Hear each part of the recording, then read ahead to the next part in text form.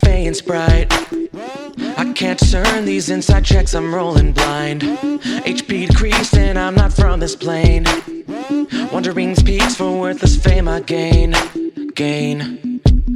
Exhaustion hits. Got disadvantage on most everything. Used to be fun until our cleric passed. Why is this twilight always the forecast? Cause Fey's bright. They stalk us mocking, unapologetic to our plight. Wherever we roam, the plants have teeth to bite. The thorny moaners enter our campsite. Cause Fey's bright. Those wheeling dealers always do delight. And stealing secrets that will bring you shame. Those crafty laughers always filled with wild spite. Wild spite.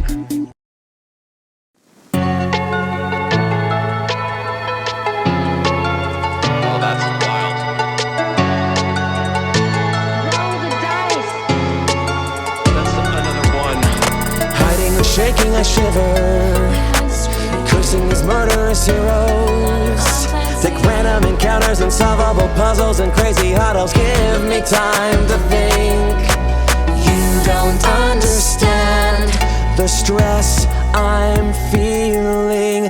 Tying up loose ends, you cut so freely. I lost control over this party. The session's off the rails completely. Let's roll the dice and improv everything. Planning don't mean nothing, I give up GMing. I lost control over this party. The session's off the rails completely. Let's roll the dice and improv everything. Planning don't mean nothing, I give up GMing. I'm so sick of this. This freaking party. What do I need to build to make this night a thrill? Just give me a sign or I rely on a total party kill. I lost control over this party. The session's off the rails completely.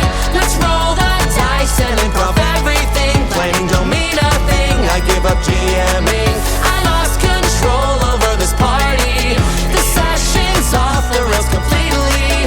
Let's roll the dice and improv everything. Planning don't mean nothing, I give up GMing. Falling through my plot holes, floating in the unknown. Maybe I don't write the story. Maybe the magic is in we. I lost control over this party. The session's off the rails completely. Let's roll the dice and improv everything. Planning don't mean nothing, that's why I'm GMing. I lost control over this party. The session's off the rails completely. Let's roll the dice and improv everything. Planning don't mean nothing, yeah, I love GMing. Let's just go.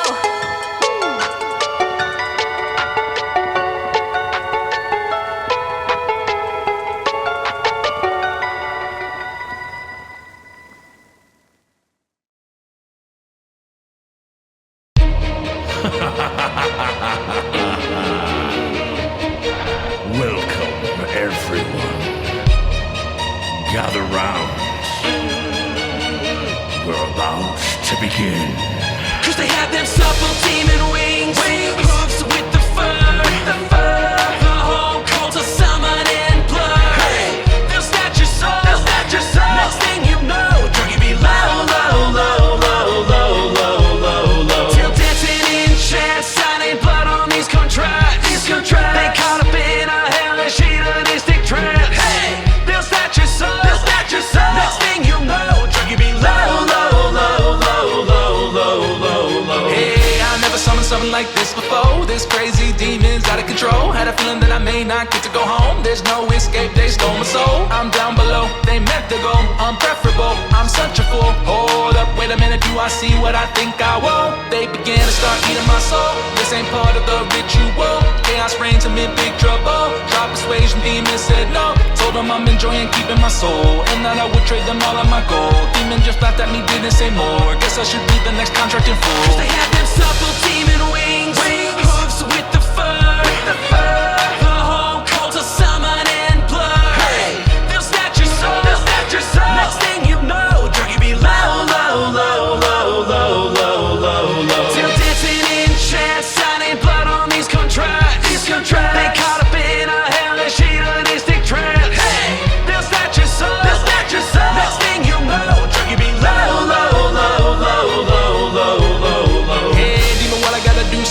and go. My dear made it clear I should hit the road. Matter of fact, contract should be rewrote. Patron pointed out a couple things to note. 1 pack, come on. 2 packs, come on. 3 packs, come on. Now that's too bad, my soul remains all intact. Cause of that, you're gonna need another draft. After I told them it was straight inferno, I knew it was over. I found a loophole that reclaimed me. My soul is highlighted in bold, lyrics couldn't control. So I started to get up and roll like a stroller. Right out the portal, then closed it. Sorry I had to inform ya. Just keep in mind like a warning if they show you their supple teaming wings, hooves with the fur, the whole cult to summon and plug. Hey, they'll snatch your soul, next thing you know, drug you be low, low, low, low, low, low, low, low. Till dancing in chants, signing blood on these contracts. They caught up in a hellish hedonistic trance. Hey, they'll snatch your soul, next thing you know, drug you be low, low, low, low, low, low, low, low.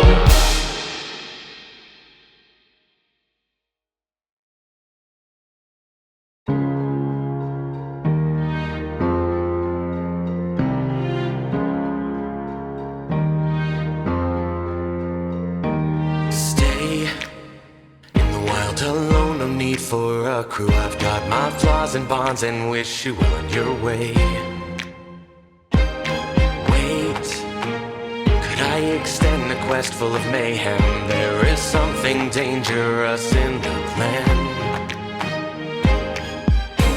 This game warms my heart, proved in the fire as our walls break down. And the years of brawls, every level better as we raise the bar. And I'm on the job, magic items in every shop.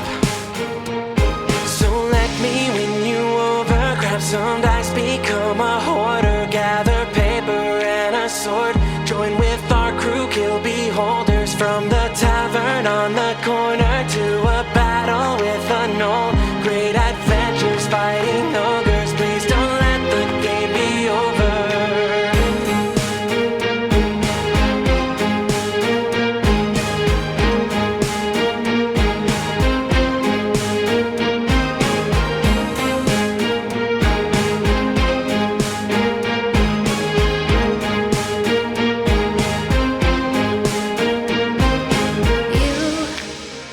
Suggest a quest and you know I'm hooked. If we forget, we'll check the handbook and it's okay. Stay. It might take hours to kill this dragon, but don't you wanna be the champions when we play? This game, it warms my heart. Choose who we are and then we play the part. And let's dungeon crawl. Now I'm looking deadly with a +1 roll. And I'm on the job. Magic items in every shop.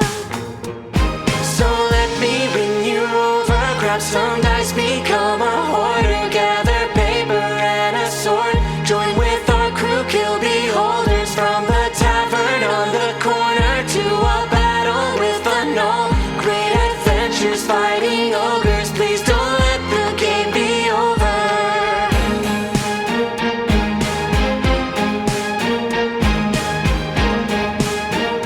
Please don't let the game be over.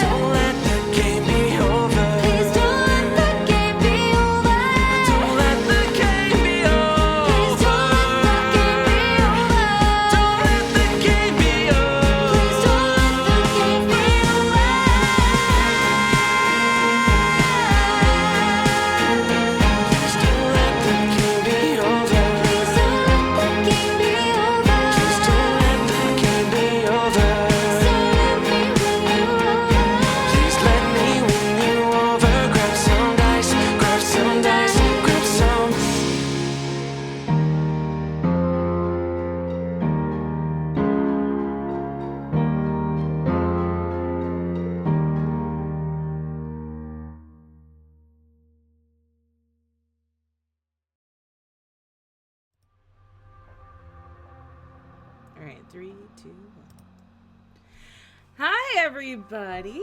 Welcome to the channel. I am your dungeon master for the evening, Janelle, or Boss Jellybean. And these are my lovely Shadowfell denizens. Say hi, everybody. Hi, everybody. Hi. We're going to go around and introduce ourselves. And as always, I'm going to give you guys some ridiculous icebreaker question that I haven't thought of until this second, which is going to be, you know what? I'll make it easy. If you were an animal, what animal would you be? Oh, that one's nice. Thank you. It's really hard. Still analysis paralysis because there's easy. many an animal. But we did get hit with, like, if you were a dum-dum flavor, which one would you be? And so that was, like... Yeah. That one was hard. That was sent me to the astral plane for a little bit. I had to, like, take a minute. Personally, I thought the best one was which Disney villain did you have a crush on? That was We my all learned favorite. a lot about each other and ourselves on that one. Yeah, This we were the one's most kind of easy. intuitively This is a prepared baby for question. that. I'm starting. Look, On just got on the channel. All right, I'm That's trying true. to do an easy one so they don't run away. You know I've been through way worse and instigated yeah. way worse. Fair. Can't pull the weird shit out when somebody. Okay, so with that in mind, we are gonna start with our guest player of the evening, On. Please introduce yourself and then answer our silly question. Yes, my name is On, also known as Ondalin. I am the creator of the indie TTRPG channel Roll D5, where we specialize in playing not 5e. So Not this. here I am.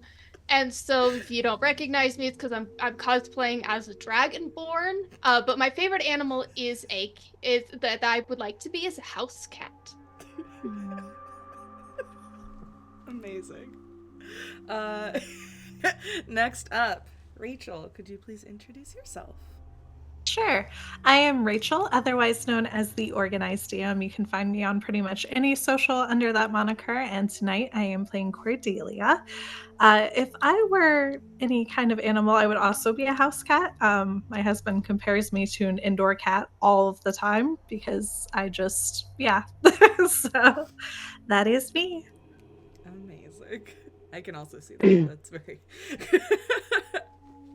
All right, next up, Mariah. Could you please introduce yourself?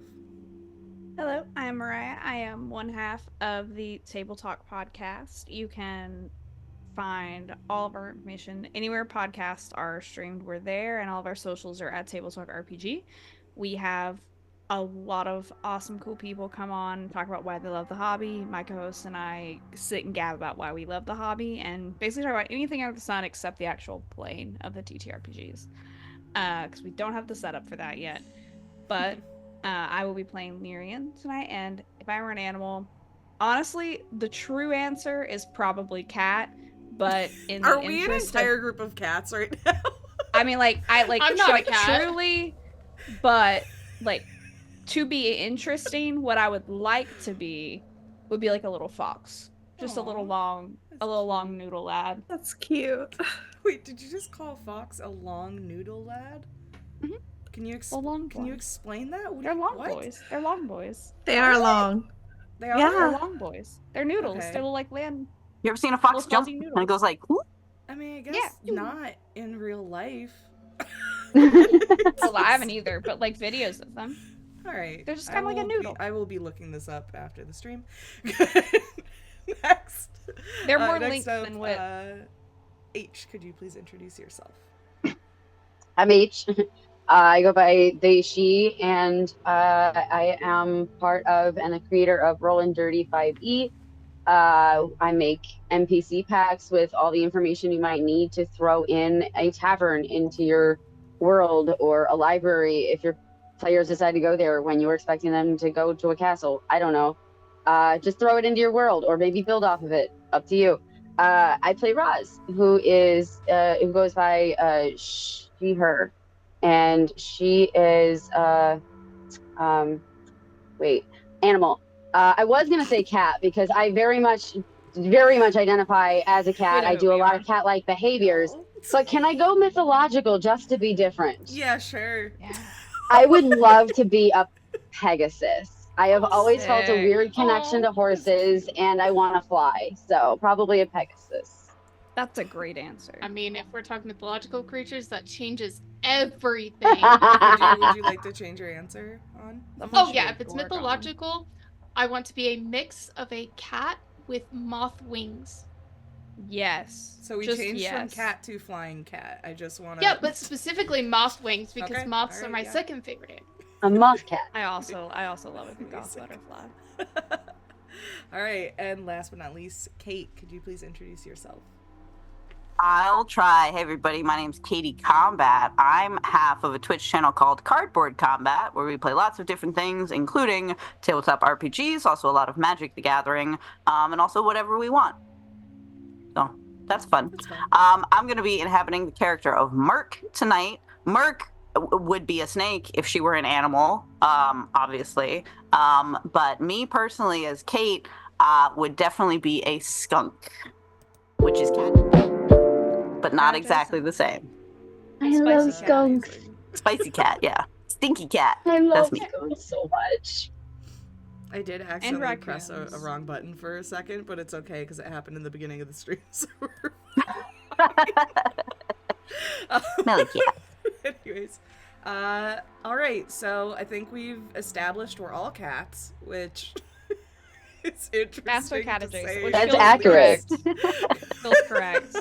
It fits the chaos. It's accurate. At the heart It level. it really does. For my unique answer, because I'm not saying house cat again, I'm gonna say cheetah. 'Cause that's Wow. a big cat. You could be like a It's Norwegian big forest spotted cat. Then you'd be Bengal. That's cat, but make it Oh fast. yeah, I'm a Bengal. I have a Bengal. That's I want a Bengal. Oh my god. that's the cat So I fun. keep at my house. So yeah, without further ado, I think it's time for us to dive into this episode of Feydark Eclipse. So, see you guys in a second.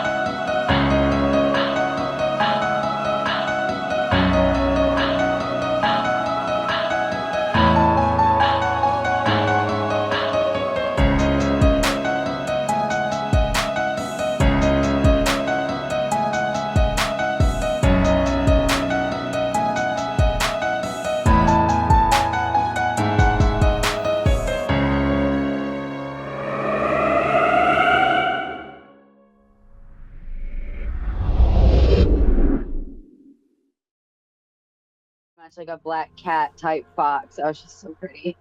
And we have been on for a solid 3 seconds. So that was That felt. Oh no. It's okay. It's okay.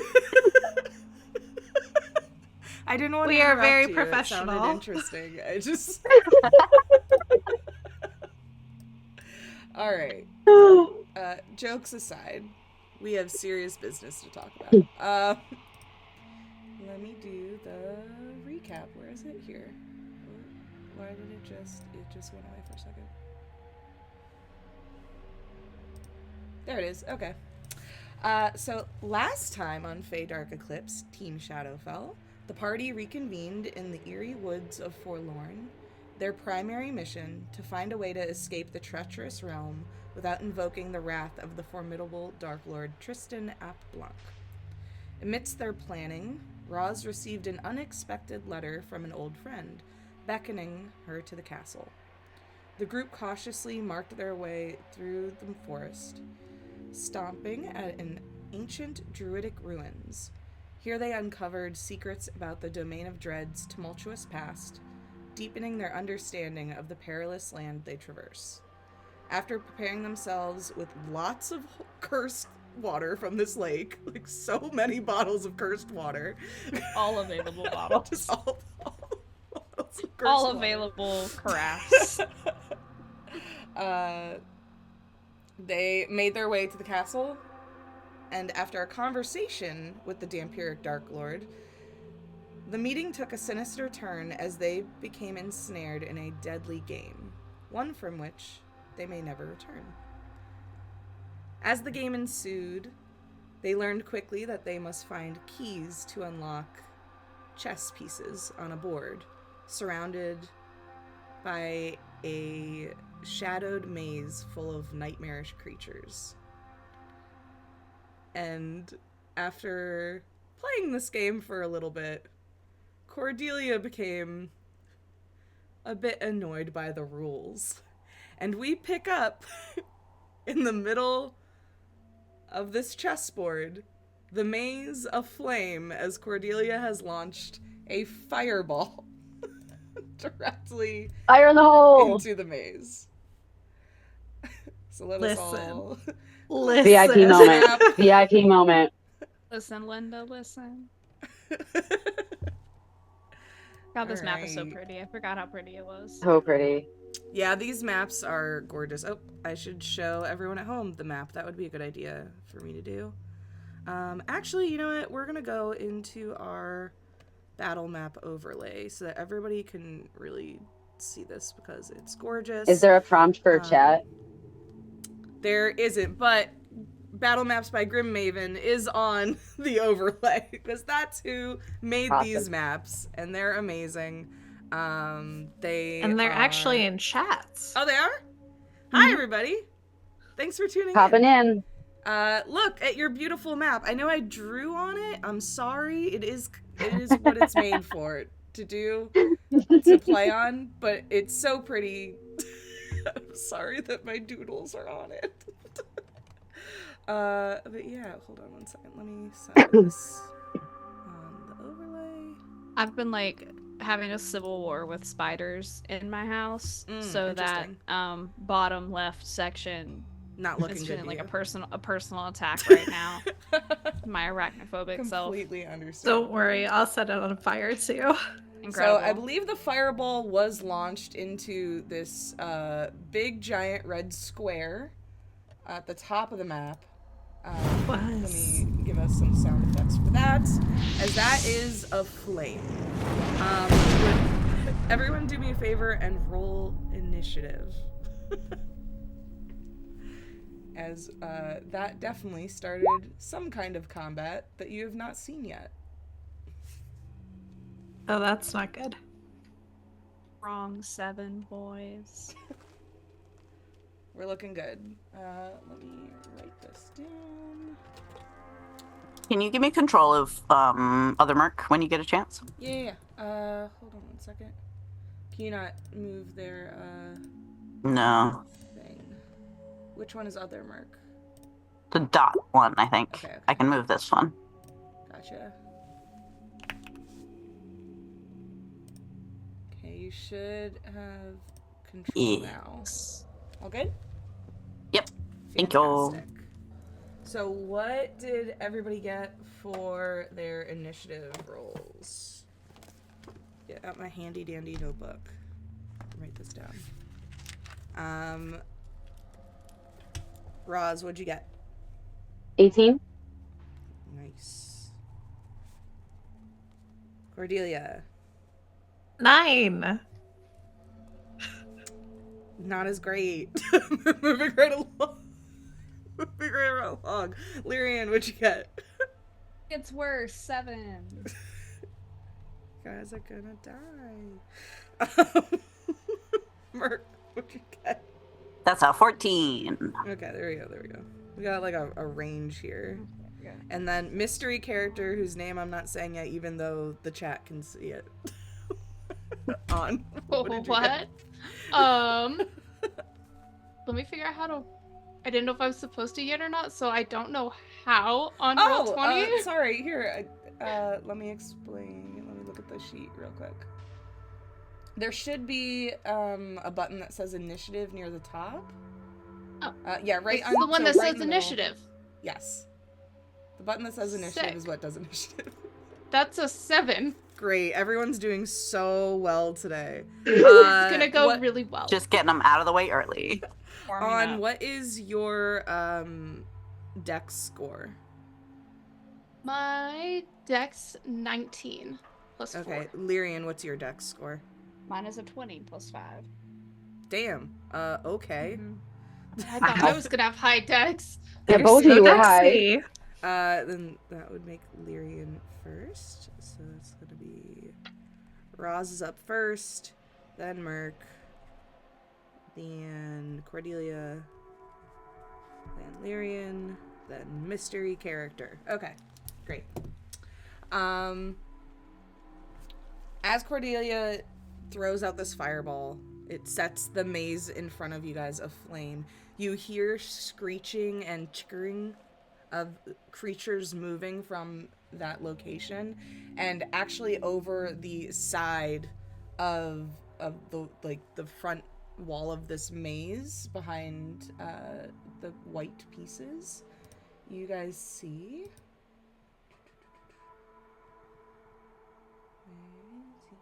oh yeah, there it is. Okay. There is like a swarm of what appear to be cats, like tons and tons of hairless cats.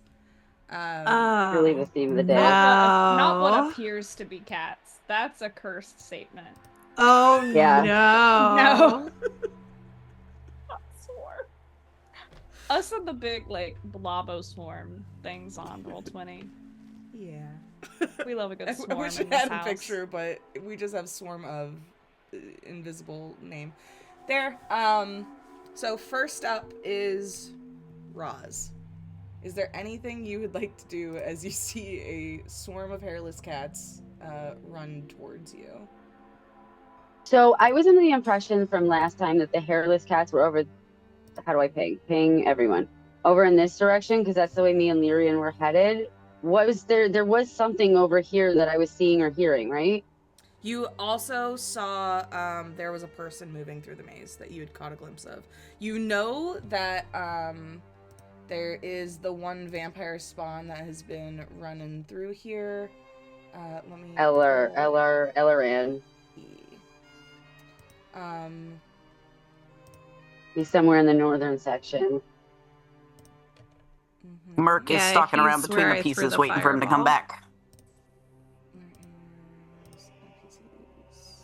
I mean, I can make it pretty much anywhere in here. Yeah, that guy. Oh, they pretty.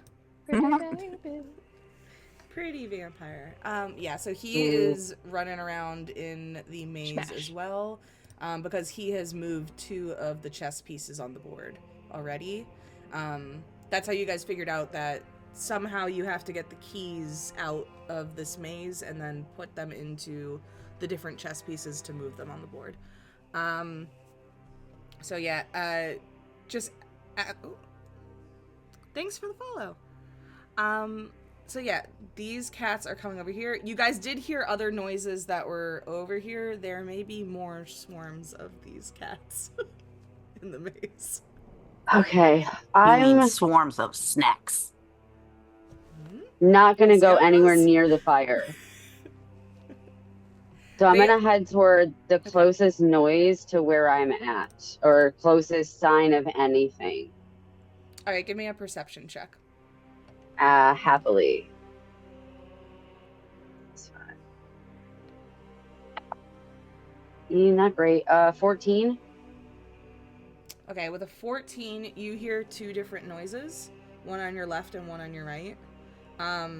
They seem to be creatures of about the same size. They're making pretty much like the same movement noises, and besides like noises of step falls and the rustling of bushes, you're not hearing any like distinctive other like animalistic noises or anything.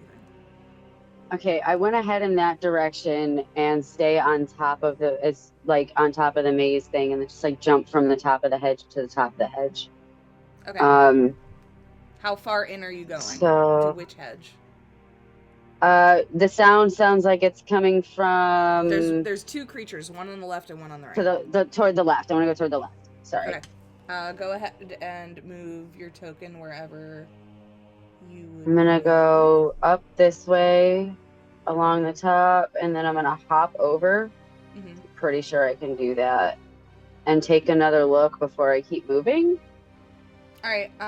Because this is your whole turn, go ahead and make another perception check, and then we'll consider that your final action.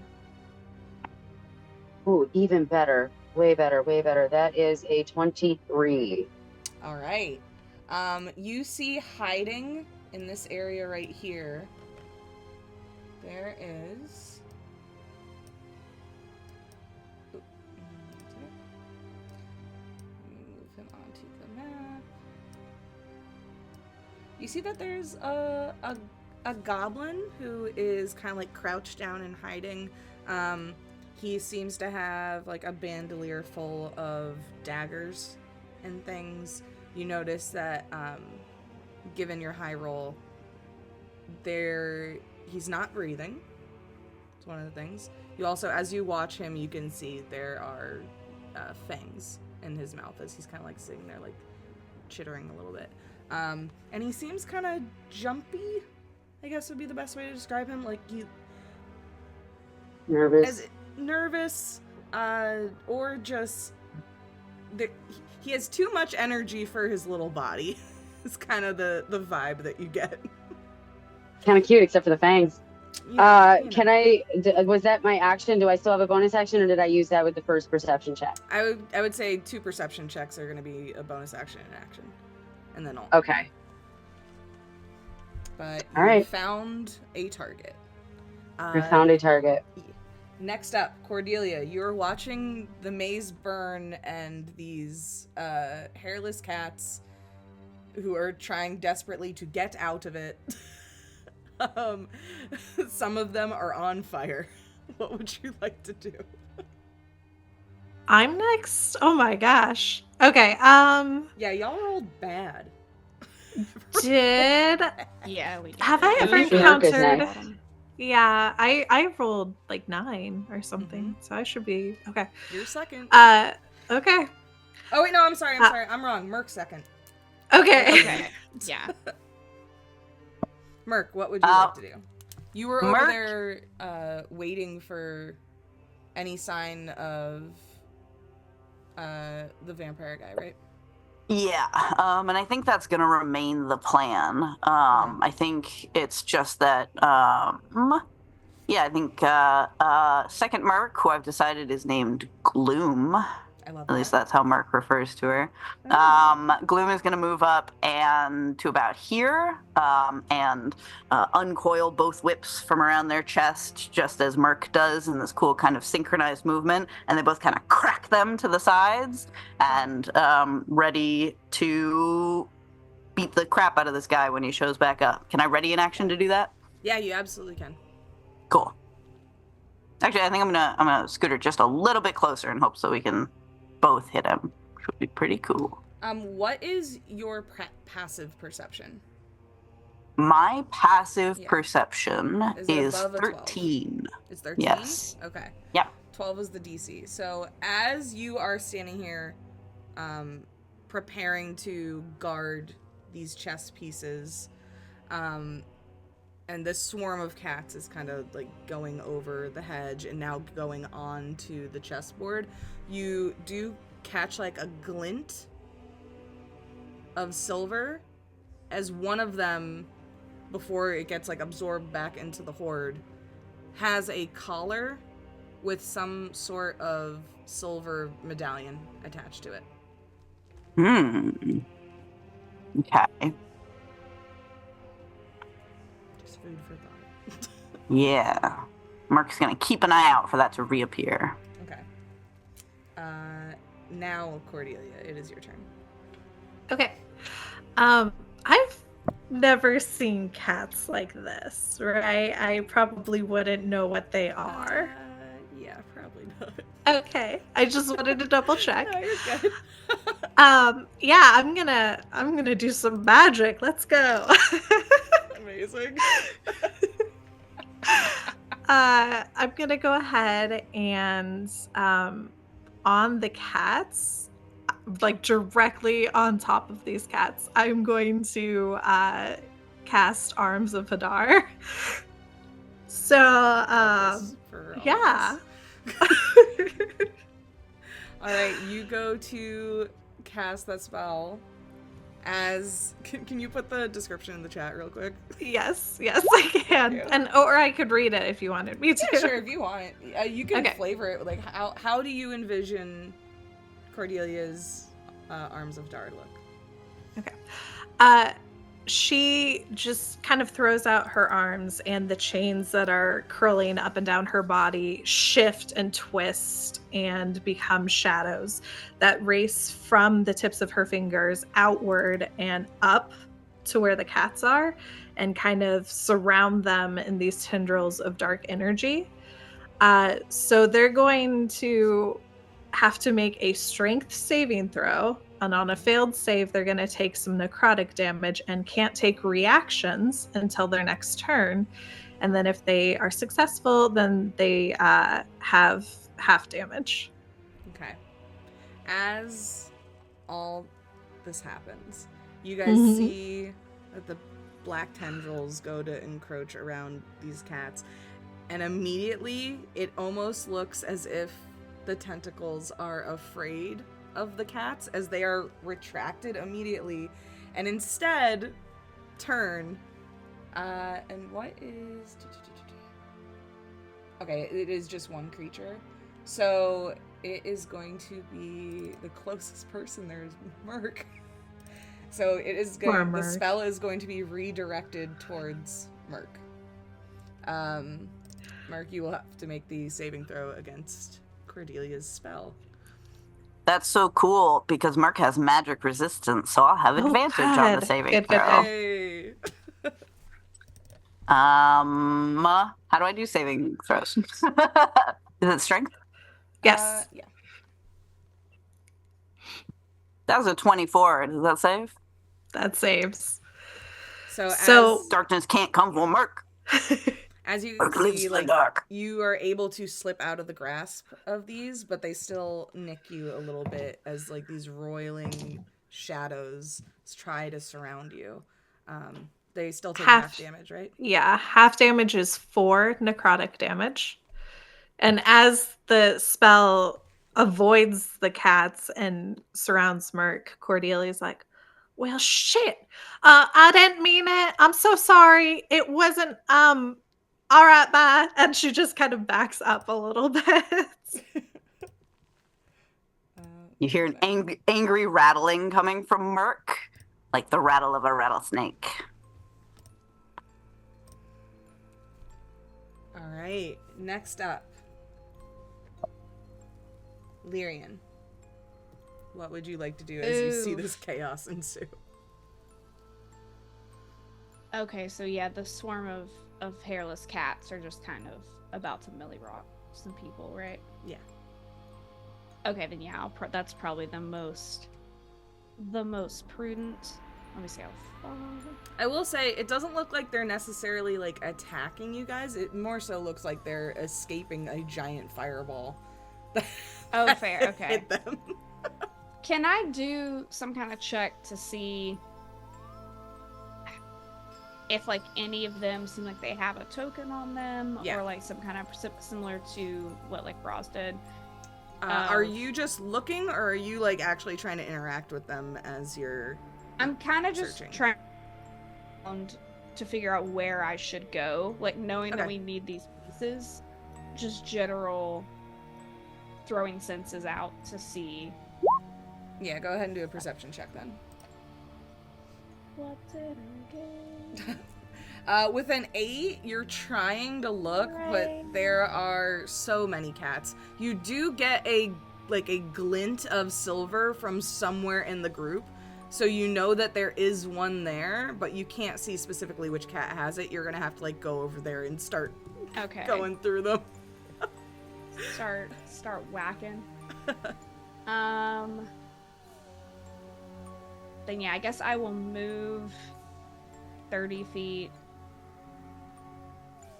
high. Why am I so bad at paying attention to where my... Okay, it's like the center of this book. I'll move 30, and then I think I'll bonus action use one of my Blessing the Raven Queen teleportations to teleport another 30. Okay. So you're like right up in there. Before you do that, remember you and Mark are both hasted from last game. Right, thank you. Okay, so that gives me... I also forgot that. Good call. Do we have little things on them? What does haste give you? Yeah, we got little icons. We just ignored them completely. Great, good. Hot and sexy. Okay. Boop, boop, boop, boop, boop.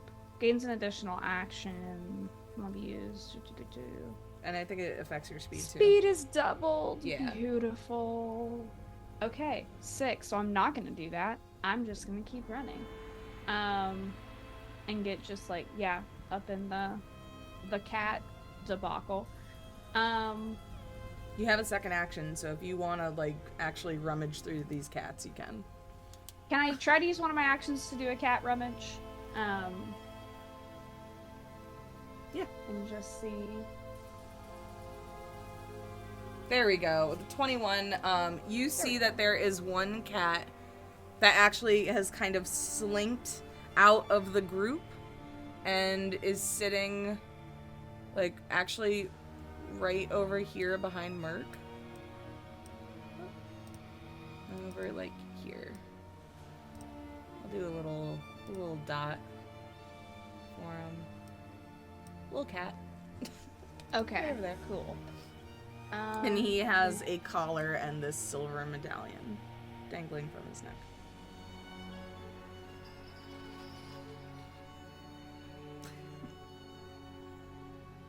Playing a warlock and a fighter combo is quite strange. I'm gonna Eldritch Blast that cat. That feels like... Yeah, go that for feels it. like the thing to do. Takes 1d10 force damage. Yeah, okay. So... Who drew the cat ears? Yes, thank you. So 11 force damage. So as you see your Eldritch Blast goes soaring towards this cat, you see that the cat's eyes kind of glow white as it gets closer to them, and the Eldritch Blast, once again, Merc is the closest person, goes, like, just turns midair and heads towards Merc. Merc, I assume an 11 doesn't hit you, though. Yeah, so you see that it, like, goes, like, it heads towards Merc, but then slams into the chest piece behind them. Yeah, and I think, like, for flavor, because Lyrium very much does not fully understand what is happening, so I think, like, in that sword, the shadows kind of coalesce, and then just shoot off the sword in a beam, and then, yeah, weirdly arc toward Merc. So there's a very confused Lyria in the ceiling with, one, the fact that, like, a beam of shadow became corporeal and flew off the sword, and 2, that it also almost hit her party member. So she's like, cool, we're done with magic now. Yeah, I was gonna say, Merc would like to yell now, hey everybody, I think maybe magic doesn't work on the cats. It's just a hunch. Word. Heard. Yeah, you're right. Martial only on cat. And then that is my turn. Alright, Merc, did you have a second action you wanted to take simply because you have to, and we didn't address that on your turn? Can I ready a second action? Does that work? I don't know, but I'm gonna allow it. Seems fun. Sure, Right. Why not? Cool, I'm gonna hit that dude twice if he Alright. shows up. When that guy comes back, his day's gonna be fucked up. Alright. Next. On. Is there anything you would like to do as you have been yet unseen? Nope. No? You're gonna, okay. Very demure, very mindful. You all see. Where is his little token? There it is.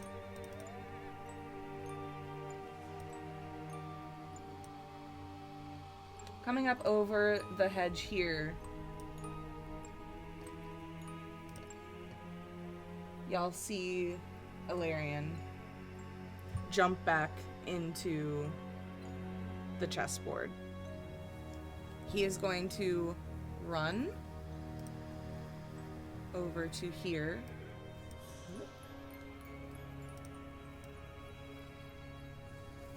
And is going to, again, try and attempt to move a chess piece. As soon as he enters Merc's reach, Merc would like to fuck up his day.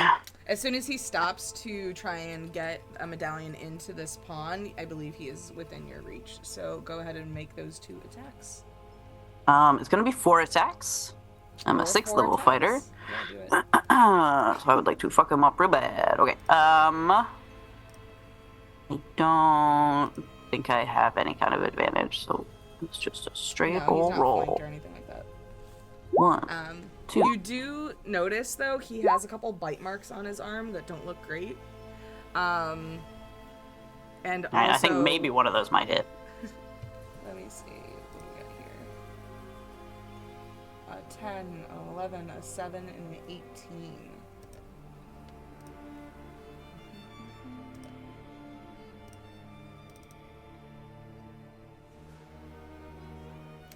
So the first 3 swings that you take at this guy completely go, like, he's like dodging, he's dipping, trying to like not get hit as he tries and figures out how to work the mechanism on this pawn.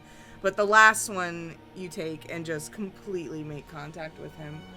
He lets out a scream and kind of just like braces himself there on the ground and looks up at you, and his eyes flash red. His face kind of starts to transform a little bit into a more monstrous shape, and he is going to lunge at you. His speed is reduced to 0 for the rest of his turn, if that's relevant.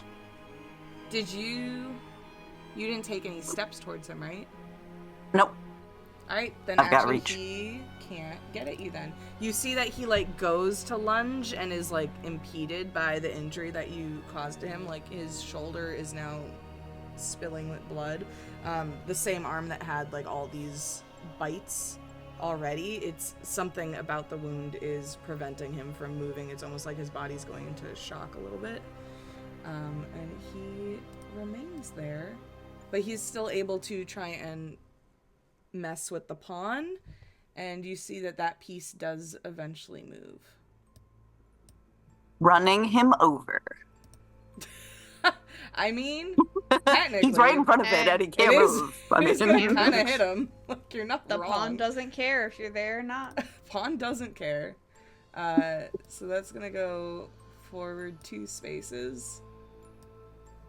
I don't know why that's white, but it's fine. All right, I didn't draw that well. You guys get It's okay. You get it. So it does actually hit him a little bit and kind of push him to the side. We'll say that. I mean, that would hurt. So I feel like that does wouldn't be actually have great. to injure him. He takes 1. He takes 1 damage as this pawn runs him over a bit to the side. Okay. Little bonk. Yeah, a little bonk. You got bonked by the pawn. We are back up to Rozz's turn. Rozz, as you are standing over this goblin who has not noticed you yet, you see that there is some sort of rock that he is holding. You are also able to see, now that you've like been there for a beat and taken in his visage, that he also, in his bandolier of knives and daggers, does have a silver medallion. And you hear a voice come over this stone that he's holding. And you hear someone say through this to him, "Make sure they don't get the medallion." And then that's it. The Tristan's voice? No, it was not Tristan's voice. All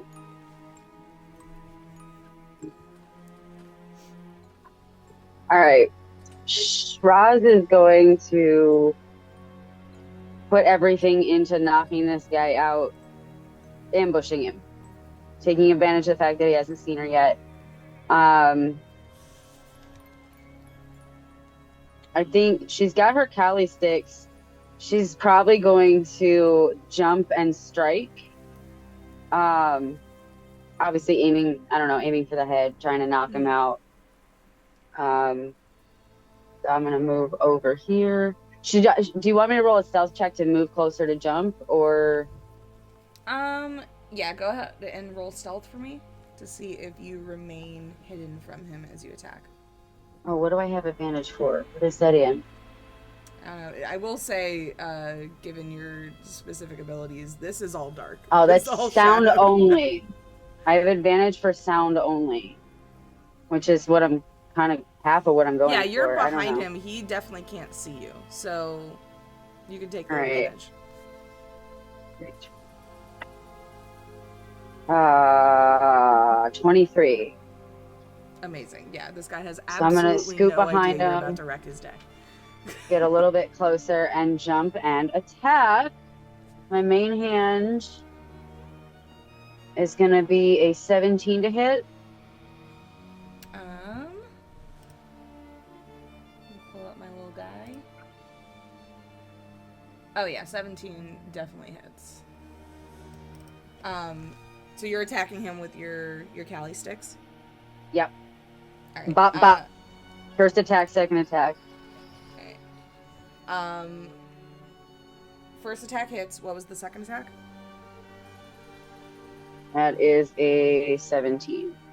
All right, yeah. Describe it for me 11 as plus you 6. flip over this guy and come down on him with the Kali sticks.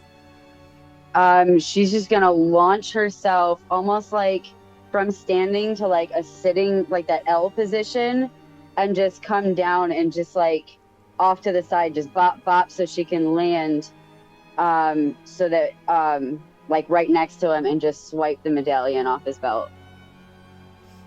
You come down and hit him, and you go to swipe the medallion, but as he like feels the pain of being attacked, he almost instinctually reached for it just a second before you, rips it off, and actually throws it at you along with the other rock, and goes, no, I don't want to be here anymore, stop, no, throws them in your face and takes off deeper into the maze. This job ain't worth it. Absolutely not. Not at all. This guy didn't want to be... He was asked to be in a maze with monsters while people are, like, after something that he has. He does not want to be here at all.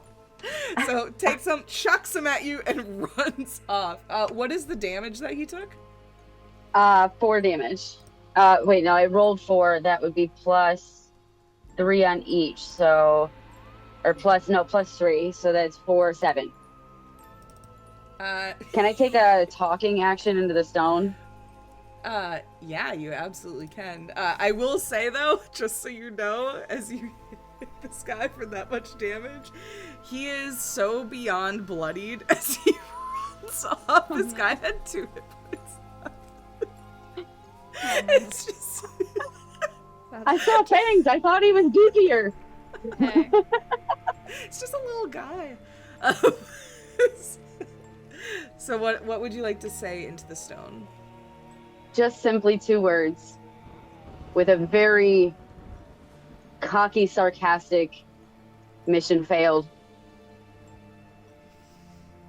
You just hear from the other end, fuck.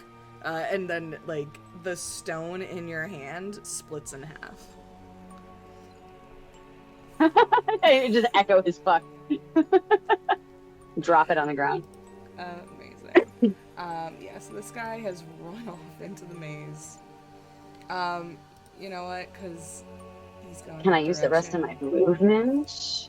You absolutely can, but I will say after you hear the fuck and the stone breaks, and this guy runs off into the maze, you hear very soon after, "Ah!" and then a crunch with like a squish. Oh, he's dead. Oh, he's dead. Good luck, brother. What's that, brother? Okay, that was 20, so I have 40 more feet. Mhm. I want to go straight 40 feet south. Also, as you now have the medallion in hand and look at it, you notice that there is a symbol of a pawn on it. Oh, cool. All right. Sorry. Which 10, direction are you 15, heading? 20, 25, 30, 35, 40. 40 feet south. Okay, away from Goblin Boy. Away from Goblin Boy, because I heard another sound to the right, so I want to go You toward that did. sound now. You absolutely did. Go on a triangle, and then head back with the hopefully 2 tokens. Go ahead and roll just a perception check for me to see if you notice anything else in this area. That's a natural 1. Nope.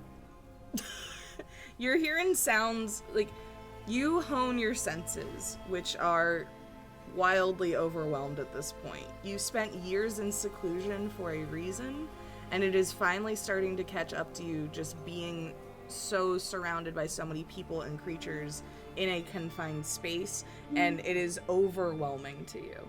Oh, I still have a bonus also, the action. one, I'm gonna need you to roll a hunger check. Oh, yes, I can do that. I also didn't use my bonus. But hunger, what do I roll again? I think you're it's a full right now, D6. so it's just the base. I'm gonna open the other sheet bigger. Bigger. Because,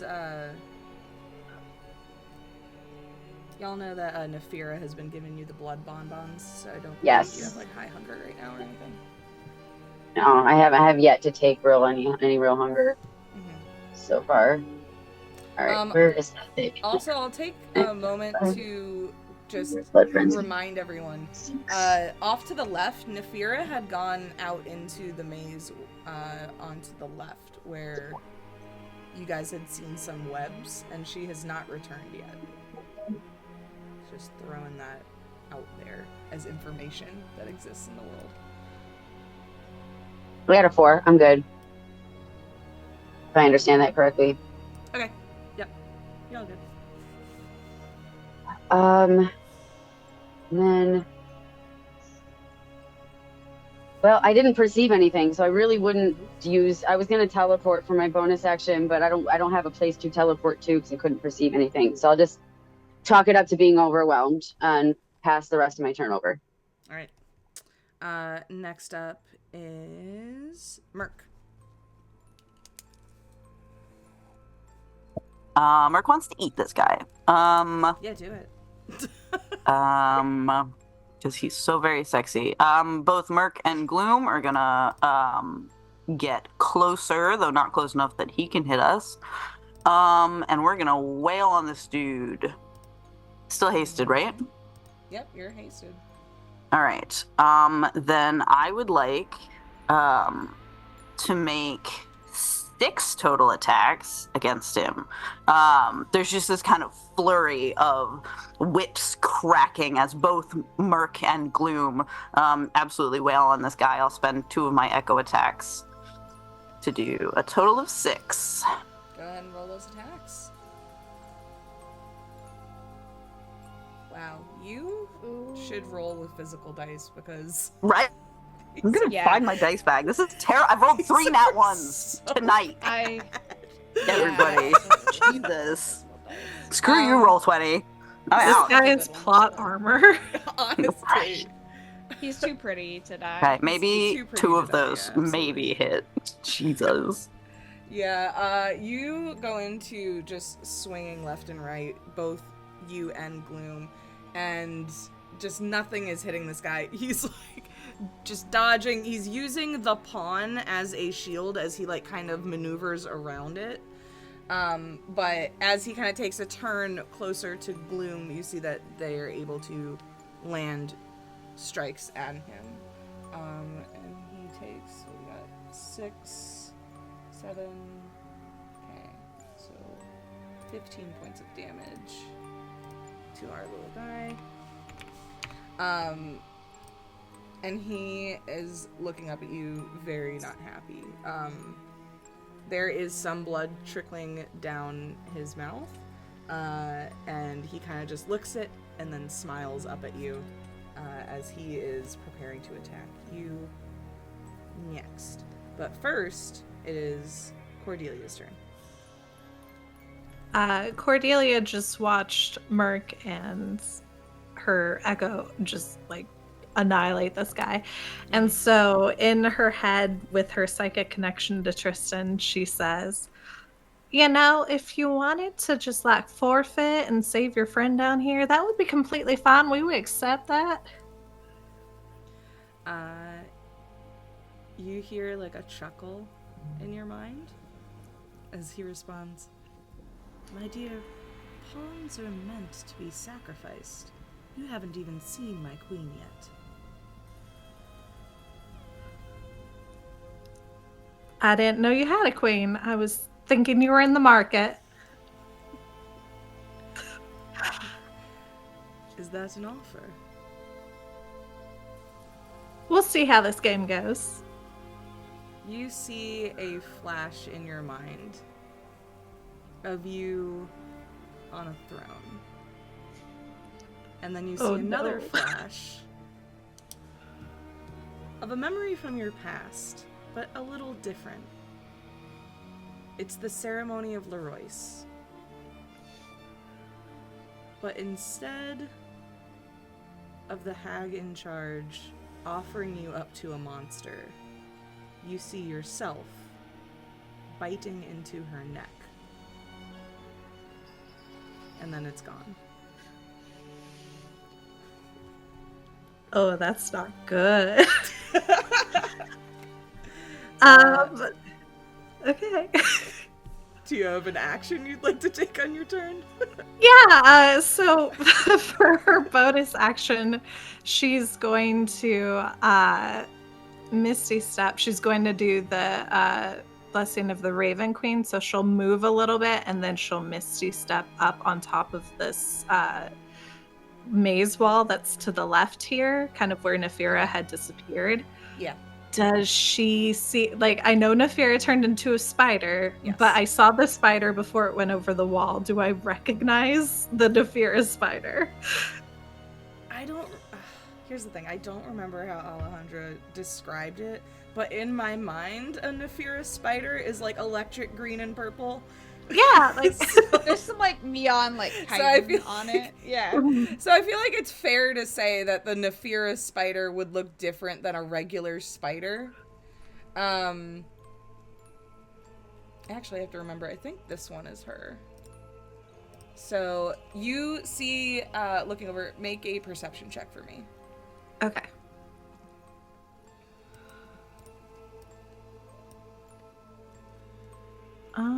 14. Amazing. You are able to clock 4 different spiders over here. You can see the ones that are marked on the map.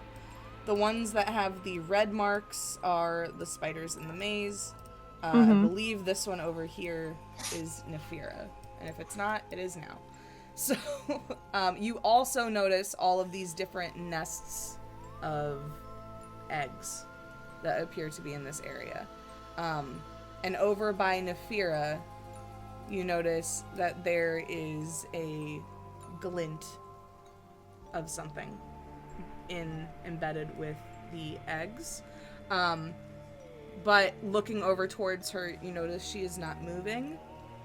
It appears that there's something wrong with her legs, and she's like struggling with what appears to be a spider web, but she shouldn't be because she is currently a spider. But you see that there is some sort of issue going on with her legs. Okay. Cordelia will again reach up to her necklace and pull another bead off and then fire in the hole right away from Nefira, but where I could hit the other spiders. And catch, because the web is... And try to catch some of the webbing. I'm hoping I don't, like, burn Nefira to death. Sure. But I'm trying that to would like. be a good hope. We should Yeah. all hope for that. We just have to bring like dead spider Nafira back to Baba Yaga. Like, Could you please fix it. Oh my Y'all god, would having be- y'all two would be hags fucking after me. dead. You think Tristan's We bad? did an oops. I don't need any more powerful people on my ass. So I would say that that's probably gonna cover this much. How much? Okay, what's the damage for your fireball? There's no way you would have to roll so low for these spiders to survive.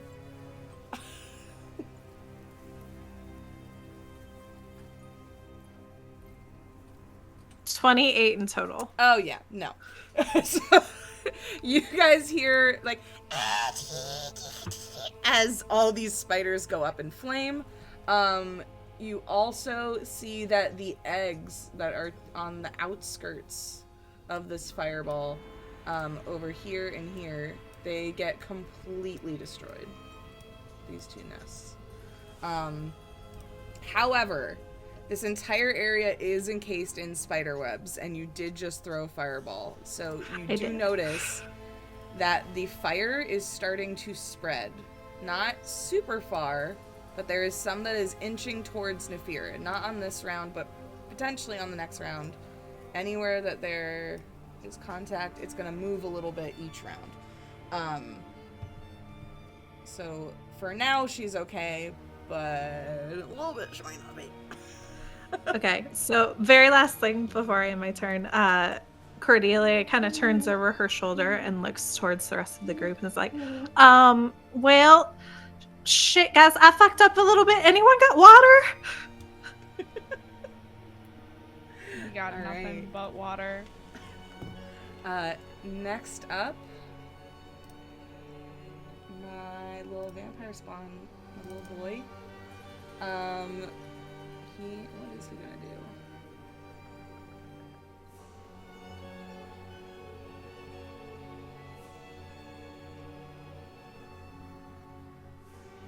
Oh, that's nice. I like that ability. Okay. You guys see as for a moment his veins kind of turn black. As you see it like start at his mouth and then kind of go down his neck and his shoulders, and you see some of the wounds on his arms start to heal.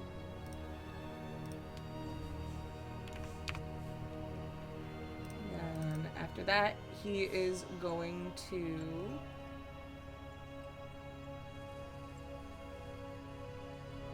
lunge at Merc, which I'm going to roll a d4 to see if he actually jumps at Merc or if he jumps at Gloom. If it's a 1 or a 2, he's going for Merc. If it is a 3 or 4, he is going to Gloom. And it's a 2, so he is lunging at Merc. When he begins to move, Yes. Merc, with lightning fast reflexes, whips forward at him. I'd like to use my reaction to make an opportunity attack. If I successfully hit, his speed will be reduced to 0 again before he moves. Yeah, go ahead. So as soon as he tenses to move, Merc is gonna whap and try and smack him. Do I get the bonus fighter attack on opportunity attacks? I think so, yeah. I don't know why you wouldn't. Okay, cool. I'm gonna attack twice then. And maybe another time if I have to. Do either of those first one hit? hits. Okay, great. So he goes to lunge, and this is coming from Gloom, right? Because he's leaving Gloom's... It doesn't matter. Sentinel says even if they move within my reach, then I get to hit them. Interesting. Okay, so I guess technically Sentinel you is can cool. do both of those. So One from each, Yeah. preferably. so At the he same goes time. to lunge at Merc, and these whips come out from both Merc and Gloom and just end him in his place. Like, he is, like, unable to maneuver between you two. And instead just takes that damage. So was that 11 damage? And he looks frustrated. That is his action. I don't think he's gonna go ahead and take the second attack because he can't move now. Dang, yeah, he's stuck there. That is a predicament. I will figure that out on my next turn. Next up is Lyrian.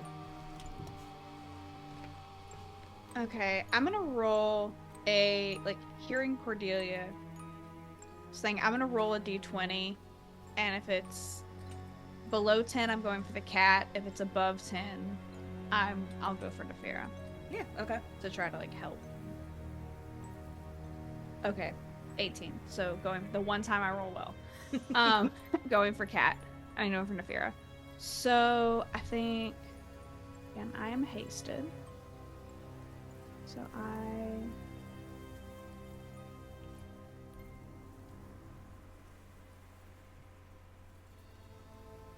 would you allow me to, like, because it's 50 feet. Yeah. To then, like, and use my last 10, because my movement's doubled to 60 to get on top of the wall. Yeah, I mean, we're in, like, loose something. combat right now. You're kind of, like, not engaged in an actual fight, so you can do that. That's absolutely fine.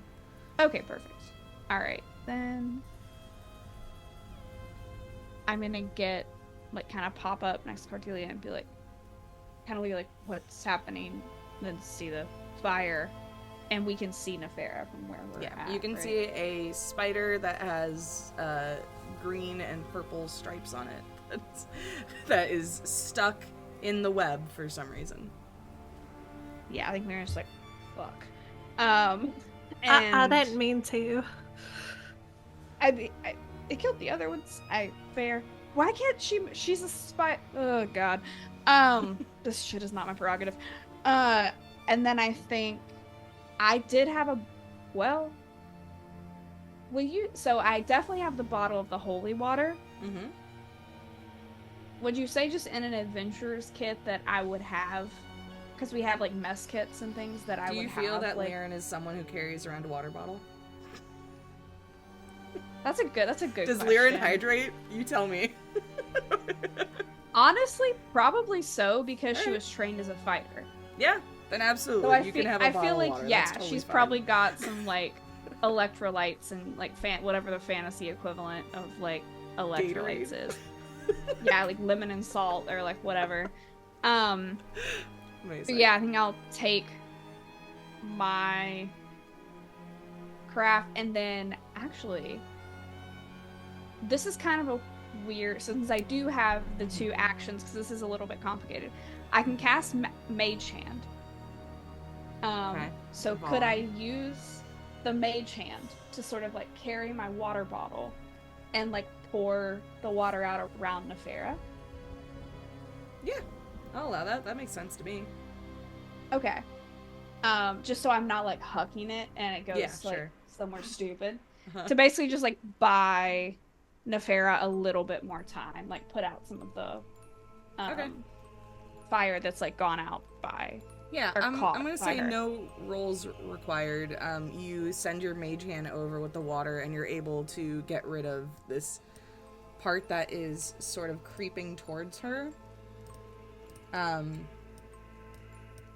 Yeah, I think, again, like, how she does it, it's a thing of, like, she's going to throw it, because that's her thought, and then it's sort of like this hand manifests and carries it, and she's looking at it, and, like, looking at her hand, and, like, and looking at Cordelia, and, like, what is happening?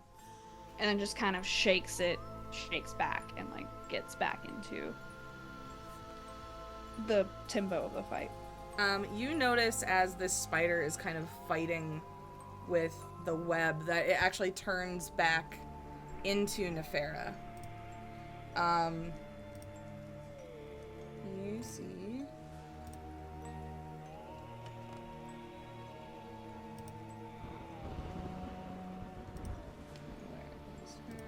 There it is.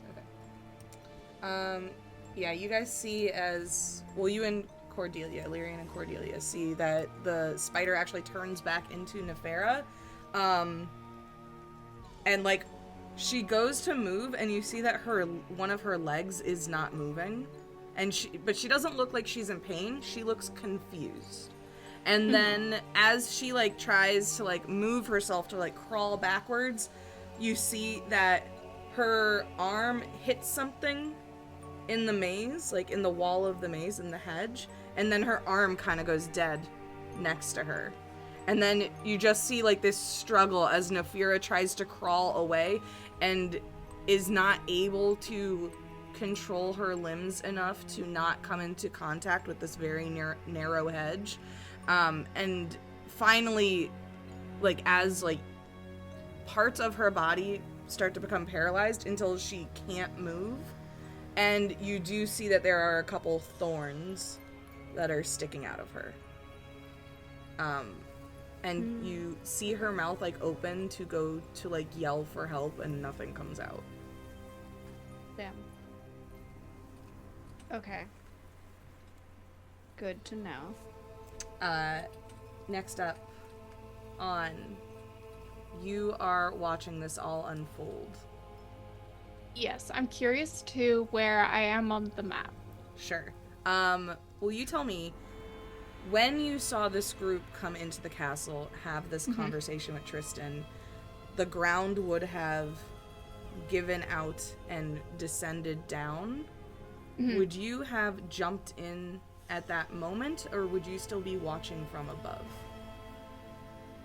Ooh. Watching from above. It's a lot more difficult to notice.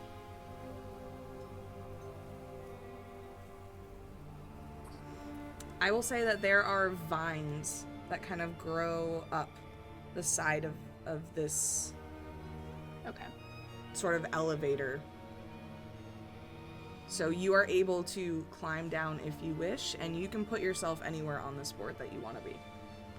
Yes, so before they descend down, so for like audience just POV, there's a black tabaxi. Oh, that's crazy. I know, I said I was a dragonborn.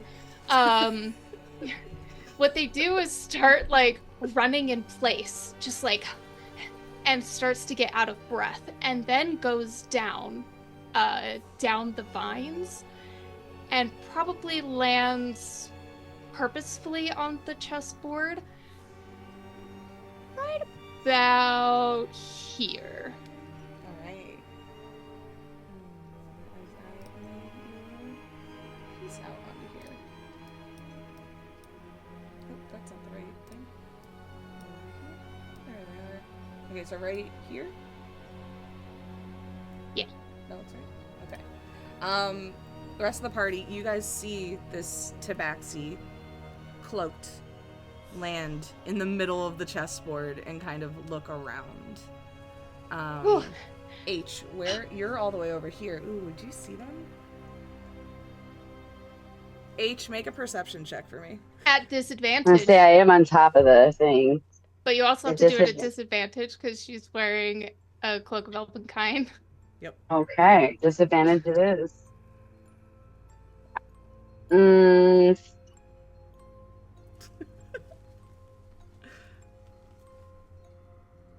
10. Oh, so that's not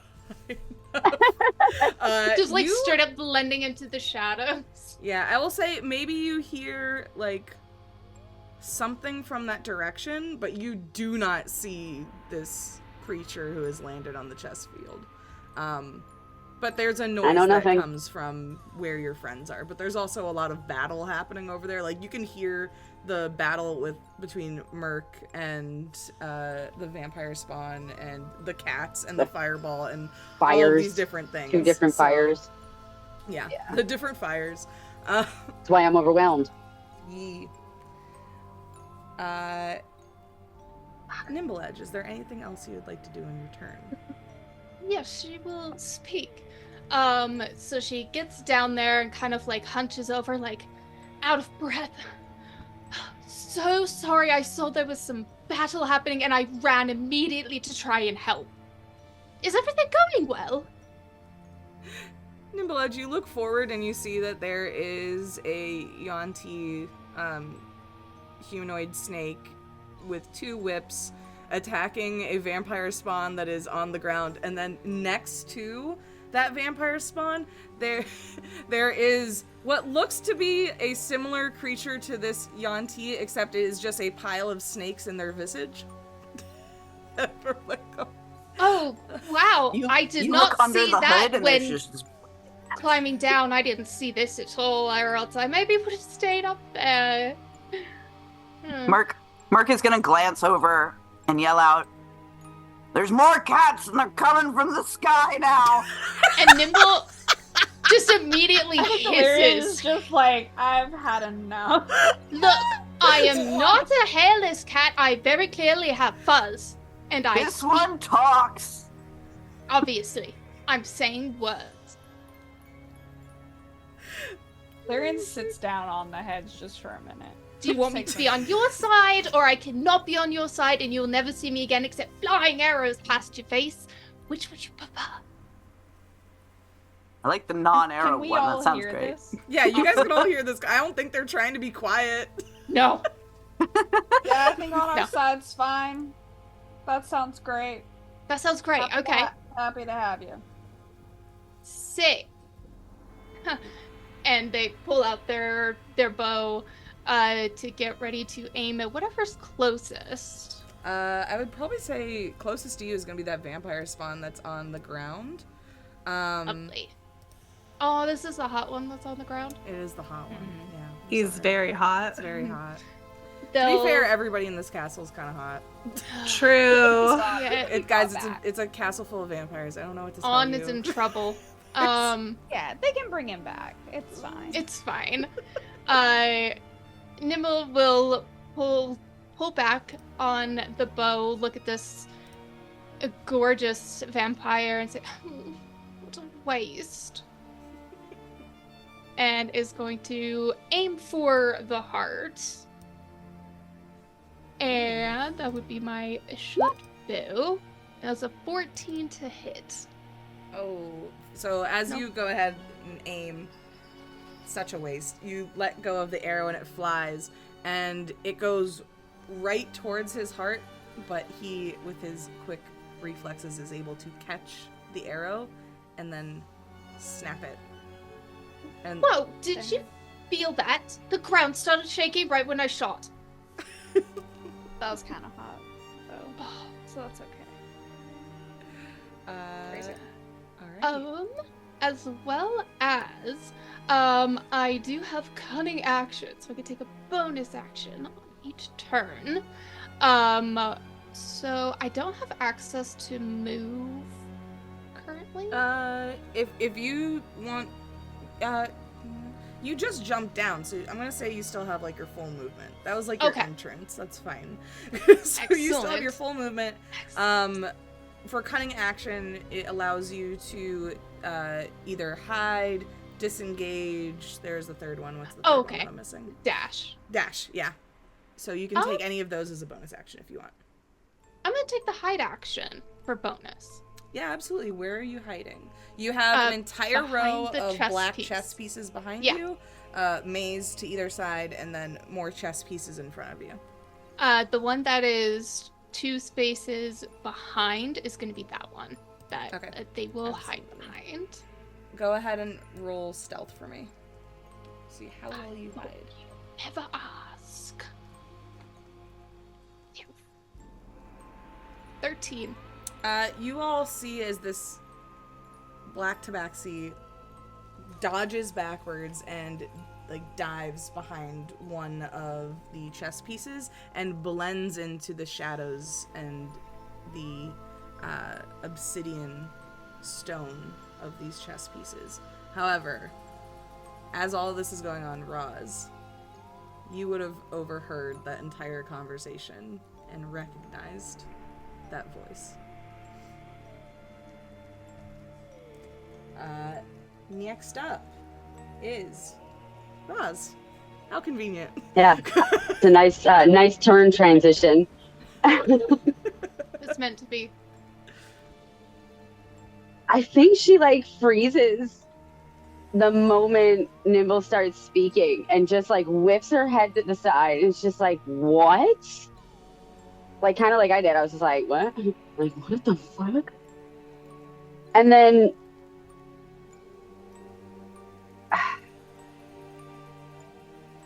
she didn't really perceive anything over here. No, she and hasn't. that distracted her. That being said, I'm going to say she's going to head back toward the ponds with the medallion that she has rather than grabbing another one and then heading. Feels like the right thing to do right about now. Rozz, in your like oversensitive state, hearing all these noises and then a voice from your past piercing through your consciousness, what is a memory that you can give me of Nimble Edge? What would be the first thing that comes into your mind as you hear that voice for the first time in 20 years? 8 years, or maybe longer.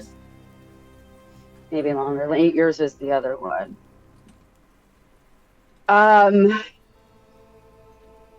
I think it's a moment where Rozz is done training for the evening or taking a break and finds Nimble off to the side and just sits there catching her breath, wiping the sweat, etc. And she doesn't really have to say anything. But just sitting there alone,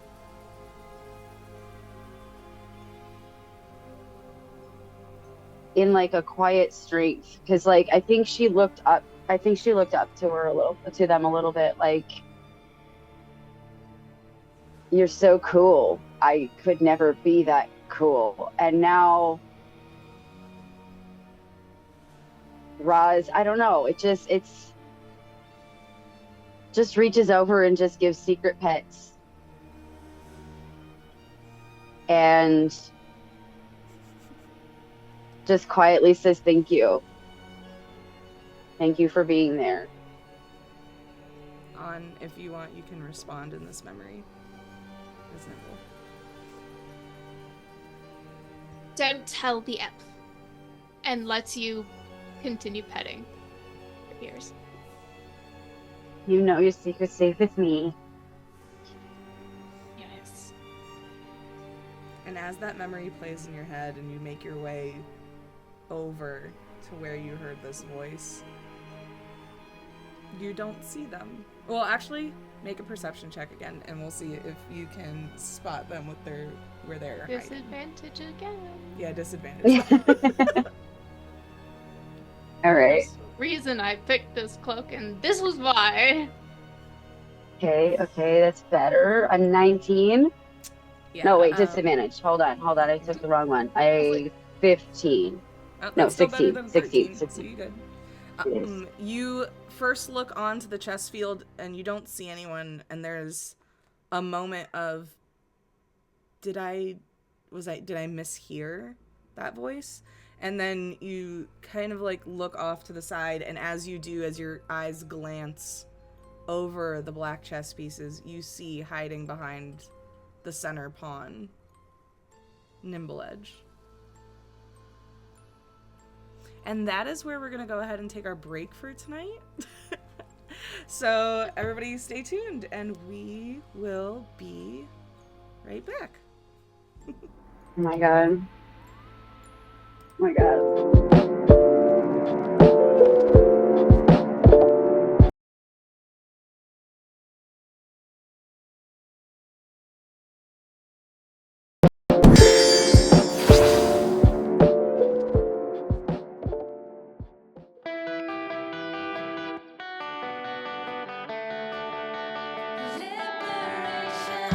I wake up and the moon is gone.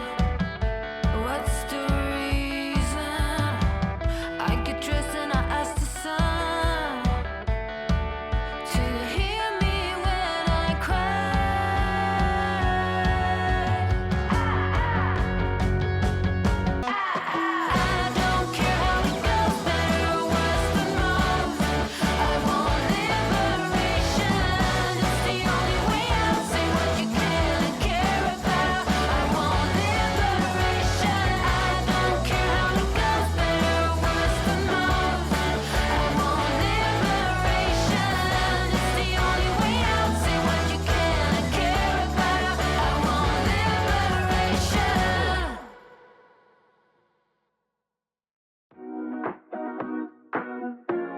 Table Talk is not your typical D&D TTRPG podcast. We are not here to run you through our whole campaign. We're here to talk about everything else in the space of tabletop roleplay. I'm your host, Alejandra Wilhelm. And I'm also your host, Mariah Gresham. And we're your tabletop roleplay girlies.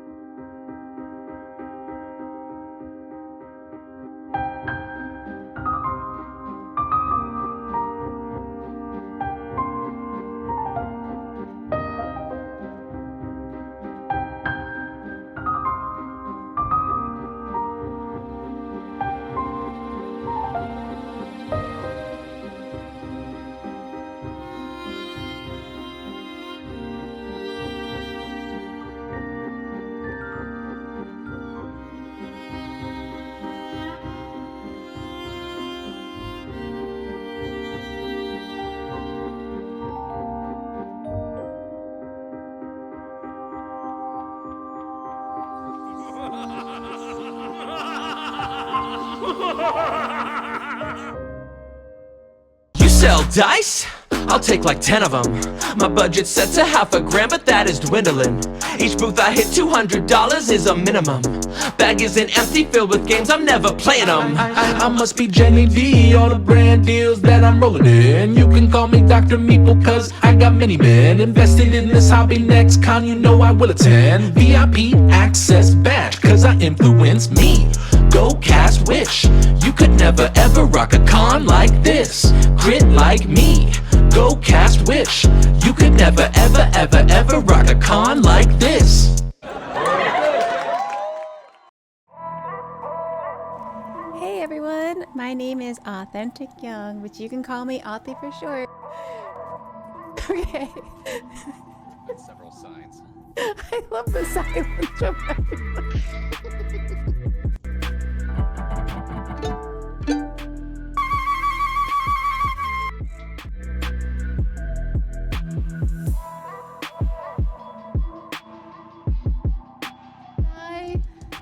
There was an old lady swallowed a horse. She's dead, of course.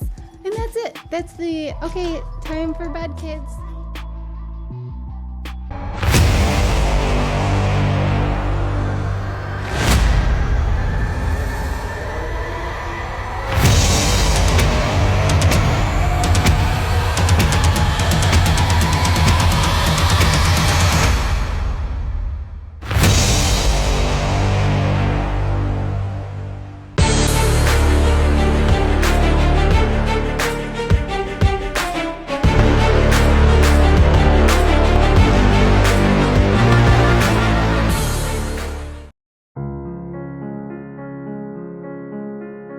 Dear Rainier, greetings. I trust this letter finds you in good health and high spirits. Word has reached my keen ears that you are in pursuit of a most intriguing endeavor, venturing into the perilous realms of the Nine Hells. Well, my dear friend, fate has a curious way of bringing like-minded individuals together, for I find myself harboring a new, similar ambition. You see, I have come into possession of a most extraordinary journal, a tome brimming with insights and secrets, concentrating on the Nine Hells, gifted to me by the legendary spell spinner himself, Mordenkainen. After a bit of persuading from dear Elminster, however, as the saying goes, 2 heads are better than 1. And in this case, 2 ruggedly handsome rogues are infinitely better than a solitary researcher. Now, the proposition I lay before you is simple yet profound. Would you be inclined to join forces with me on this daring expedition? I believe that our combined knowledge, skills, and maybe a band of intrepid adventurers could make this journey not only possible, but perhaps even successful. The contents of the journal are as tantalizing as a freshly brewed potion, but I must confess that navigating the treacherous landscapes of the Nine Hells requires more than scholarly acumen. It demands bravery, resourcefulness, and a fellowship forged in the crucible of adversity. Picture it, Rainier.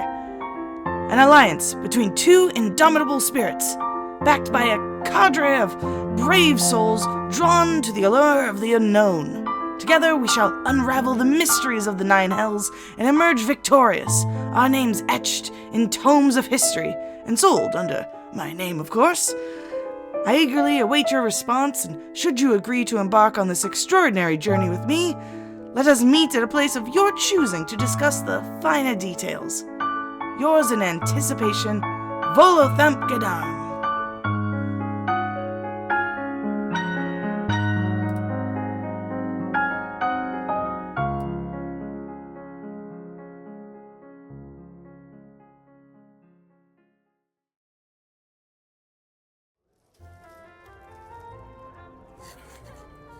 My dearest Volo, long has it been since I've had the pleasure of your letters. A mistake I prayed we would not make again. My past has been weighing on me, and a trip to the hills is a wink from the gods if I ever saw one. Of course, I'll agree to nothing I don't hear proposed with your own tongue, Volo. Traversing a landscape of contracts and legal pitfalls with a man so eager to sign his name on anything that's offered. That sounds like a crackerjack riot to me. I have recently partnered with two agents that shadow me in my adventures. One is a paladin with a capital D, likes to spit in the face of kings but is also stiff for the rulers. The other is much more dangerous, for she has sway with whomever she meets, and I cannot help but swim in the silver pools of her influence. They should be perfectly suited for going to hell. A place of my choosing. If left to my druthers, I shall always be of a mind to suggest our old haunt. Meet me in the dark ward of Waterdeep, seated in our corner of the skewered dragon. Drinks are on you, Renee.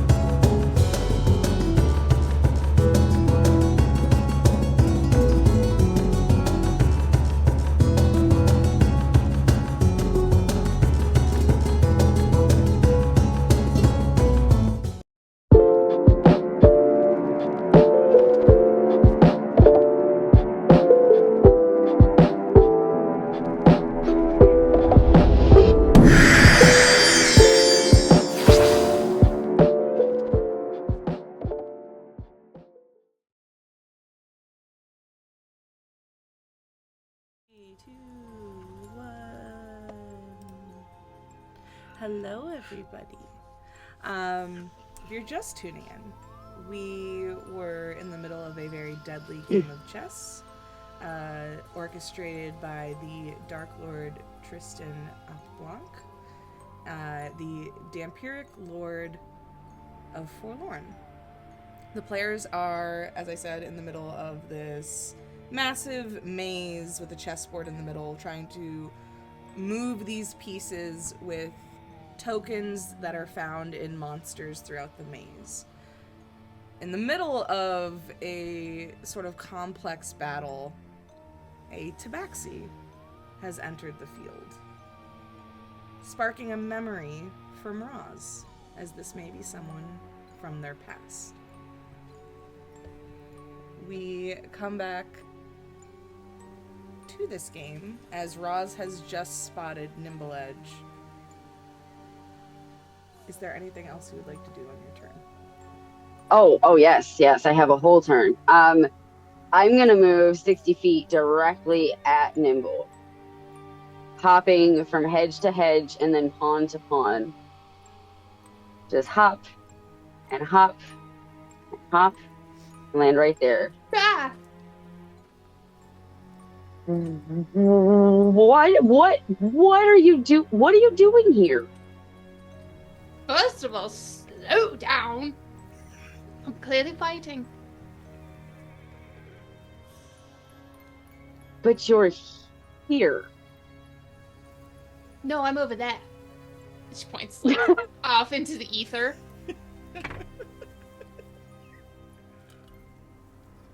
I have missed you. And she's gonna start. Well, she already used her movement. So probably look at this particular pawn to see if the medallion will go in it. You do notice that it seems that this pawn and the pawn next to it have the same sort of opening, with the same keys on the inside that match this medallion. It seems that it would work in any of the pawns. So if you want to go ahead and activate the one that is closest to you in front, you may do so. And you notice on your medallion, there are 2 paths. There's one that is like one little square and one that is 2 squares. And then you see one that is kind of 2 swords crossed. And as you're like kind of gliding your hand over this medallion, as your fingers trace those different areas, they kind of glow for like a faint little bit. Ooh, pretty. Do you know how this works? No. Cool. Do they look like movements for the pawn? Like one is 1 square and one is 2 forward? Yes. And the cross swords is next to which one? It's just off to the side. Like, it's just the third one. Off to the side. Okay. Interesting. That's the one throwing me off. I'm going to put the medallion in, and I don't know. I already used my 60 movement, so I don't think I can push it forward, but I can prepare to do so, I guess.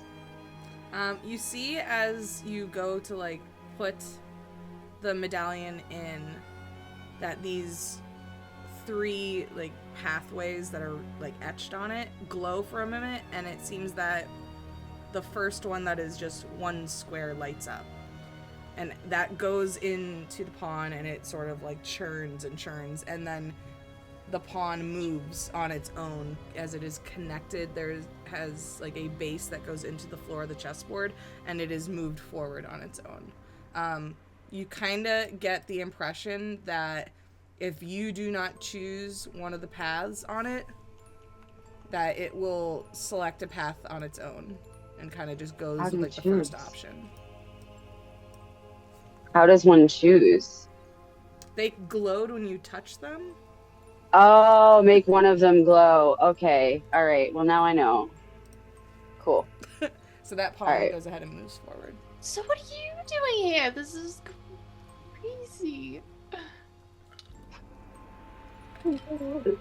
Trying to leave. Take me with you? We can't leave without her. And I point up to Xenia. Nimble, you look up, and there is a woman standing like above at the top. You can't see Tristan, but you can see her, and she is looking down at everyone.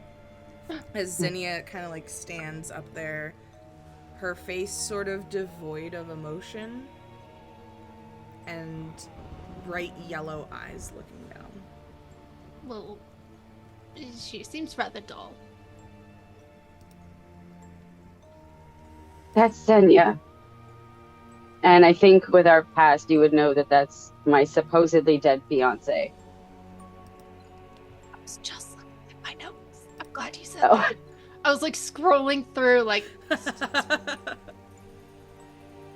Oh, that one. Still rather dull. Are you sure you don't want to upgrade for something else? Oh, I kind of have, and I just look at Cordelia off to the side. Oh, But I want cute. both. I like that one. I mean, cute. Like, so, kill or Janelle. take with alive or dead? Oh, yes, preferably in the condition she's in, which isn't quite either. Okay. So I won't shoot at him, fine. Appreciate that.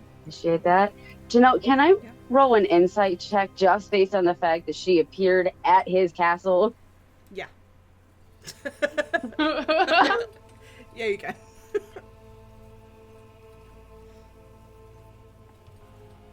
16. With I a don't know. 16. Do you...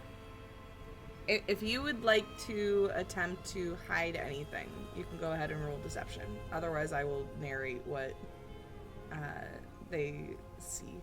Whoa, deception.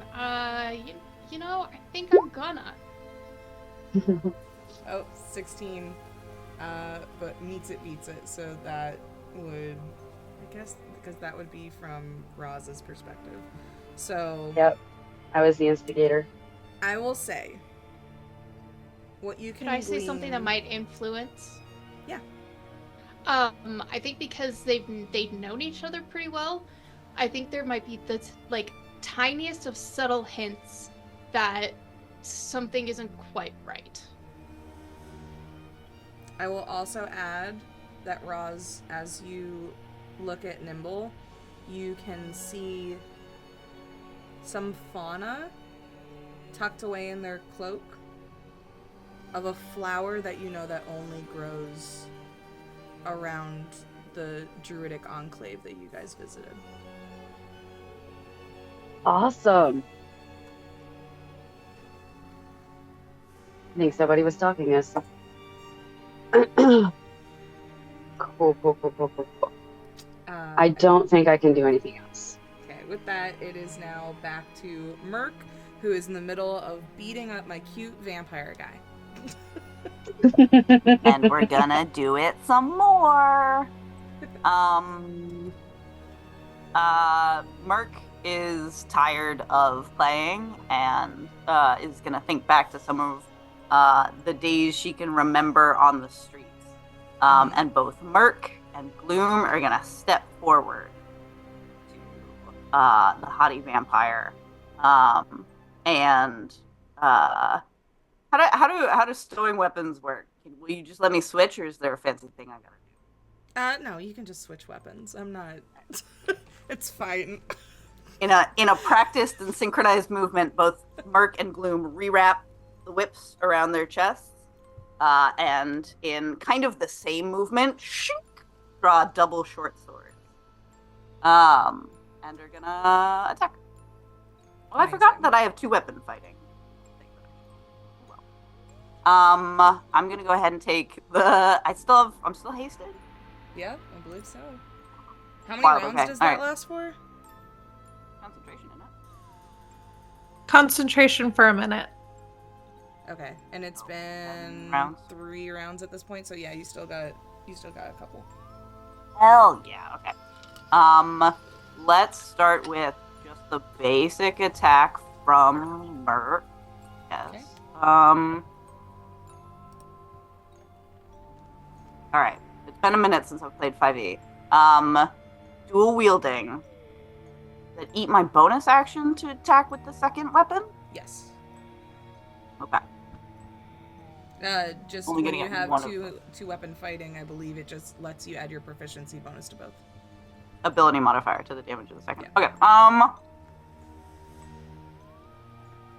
Yeah, so I'm gonna do my first action is gonna be an attack action. With another one from the another one from dual wield, and then my second attack for being a fighter. Okay, roll all of your attacks like together, just so we can see which ones hit and whatnot. Well, with your how many of them ridiculous- hit might affect my next action, though. So for this first action, that is the entirety. Okay, of that go ahead first and roll action. those and let me know what they are. His AC, which I'm pretty sure we've been able to determine by now, I think is 15. So. So 2 of them hit for a total of 15 damage. All right. You see as you carve into him, he, like, as you stepped closer, there was almost a little smirk of victory in a way. And then as you go ahead and hit him, he takes the damage, but you're not wiping off the smirk that has now come onto his face. What are you doing with the rest? Because you were saying that was going to affect. Yeah, so I still have another action. I'm going to go ahead and with that action, I will attack. Cool. And that's going to be 2 attacks, and I will burn my last echo attack to attack once more from the echo's position. Yeah. All of those hit. Alright, how much damage is my guy taking? For a total of 20. Amazing. How's his smirk looking now? He's looking bloodied. Like, there is blood running down him, but that smirk is still there. Then I would like to action surge. And do it again. Alright. Let's see if you can take him out. He's close. Damn! Okay, only one of those hits for 9 more damage. So close. But do I have anything else I can add? Hang on. Oh.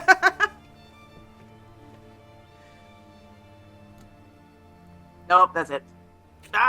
Merc just wildly just flailing at this guy. Lying on the ground, taking all the hits, like, bloodied face, looking like pushed into the ground from your attacks, and then just looks up at you. It's like, you have to do better. All right, then I spit at him and end my turn. Next up is Cordelia. You are Cordelia. on this hedge, watching a paralyzed Nefera come to a halt in the middle of these webs. Her arms covered in thorns of some kind from the sides of the hedge maze, and there is this fire raging behind her that Lyrian was able to deter for a moment with a bottle of water, but it is an inferno that is probably going to return to that Stanley path. cup of water. Just Yeah.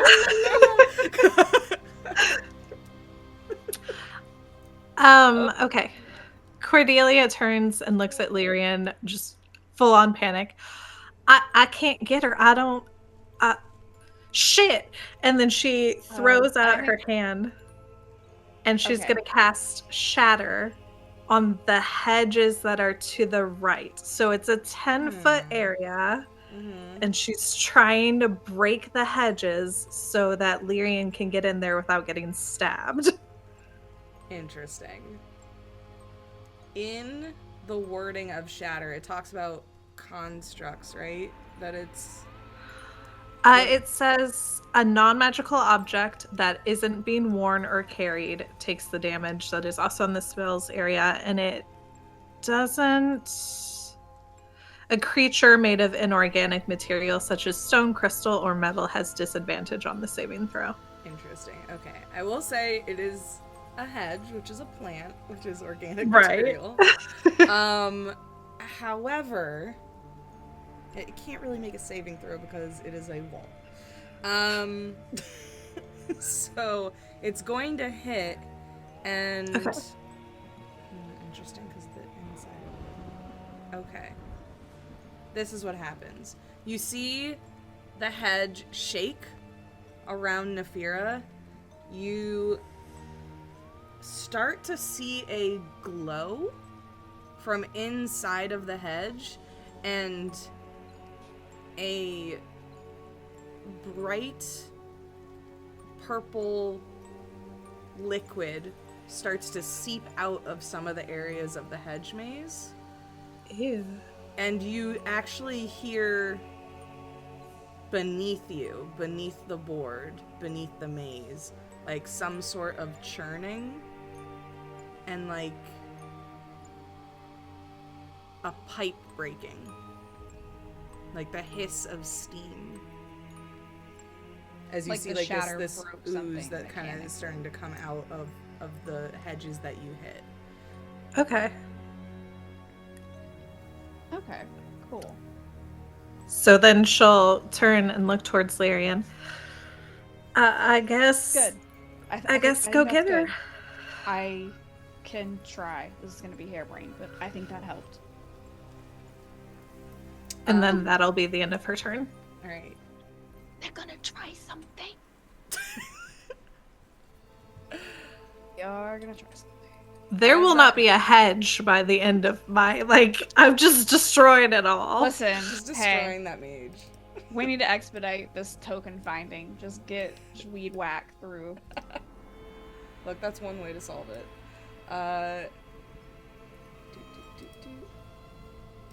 Merc.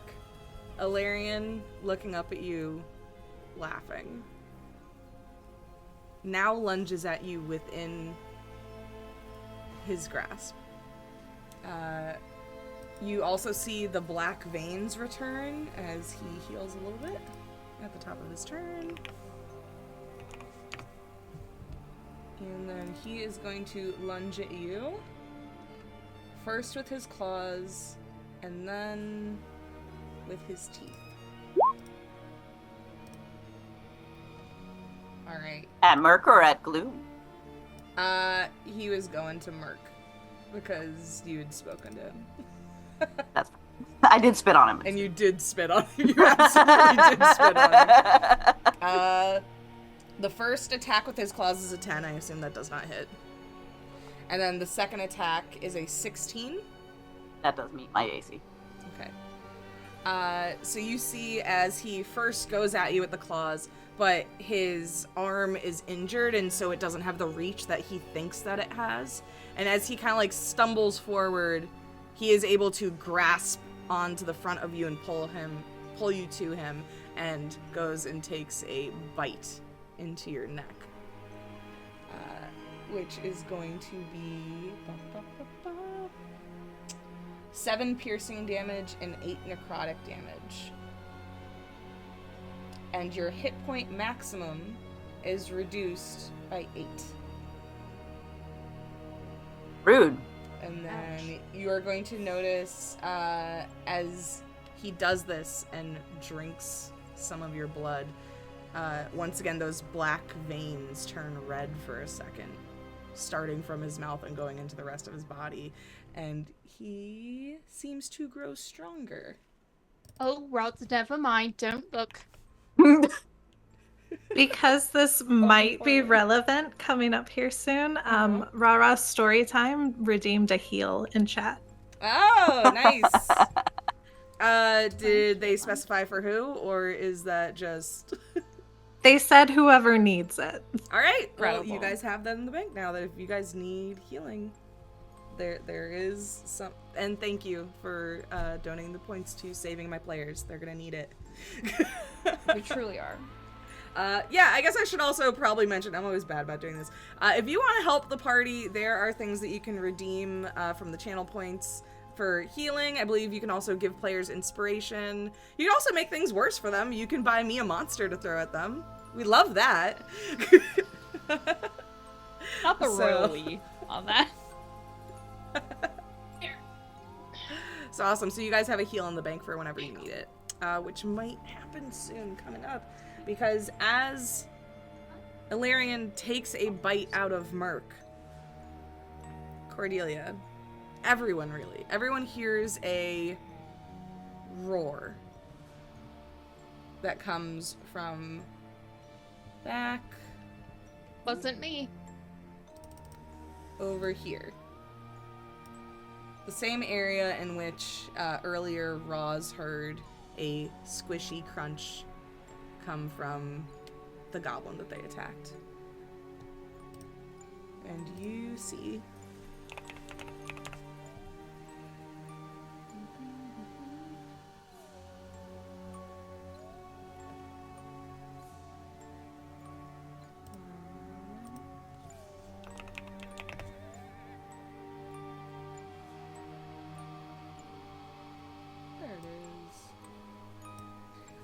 Out of the maze, you see a large winged form.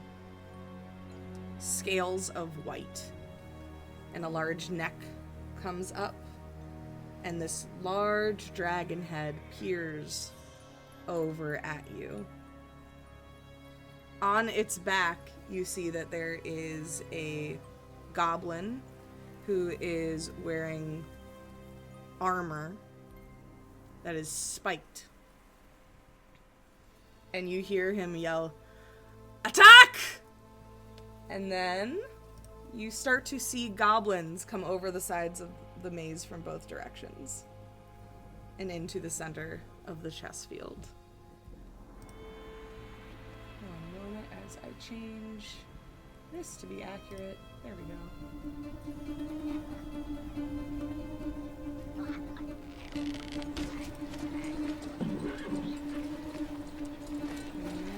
Why is my token so small? It's not supposed to be that small.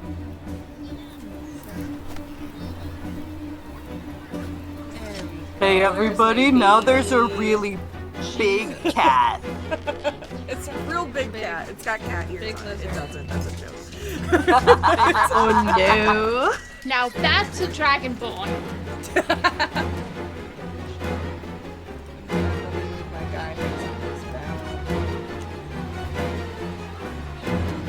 Also, I do not like how the music changed. I'm concerned. The music got very unchill very quickly. I will. Is it a little too loud? Here, I'll turn it down. Yep. Sorry. Is this a better volume? Is everyone more okay with this volume? We're all still gonna die, but it'll be fine. What? No. You won't die overstimulated. Sorry, I have a lot of seconds. I gotta. No, that sounds just too big for this maze. There's not enough room. This guy. He looks so tiny on the back of this dragon. So ridiculous. So good. Who's that guy? And then we gotta get all these little goblin dude. Surrendering and becoming his queen is still an option, right? Just asking. We can cash in at any time, or like, yeah. Is there a delay on that? Cordelia, would you do me a favor and roll a perception check?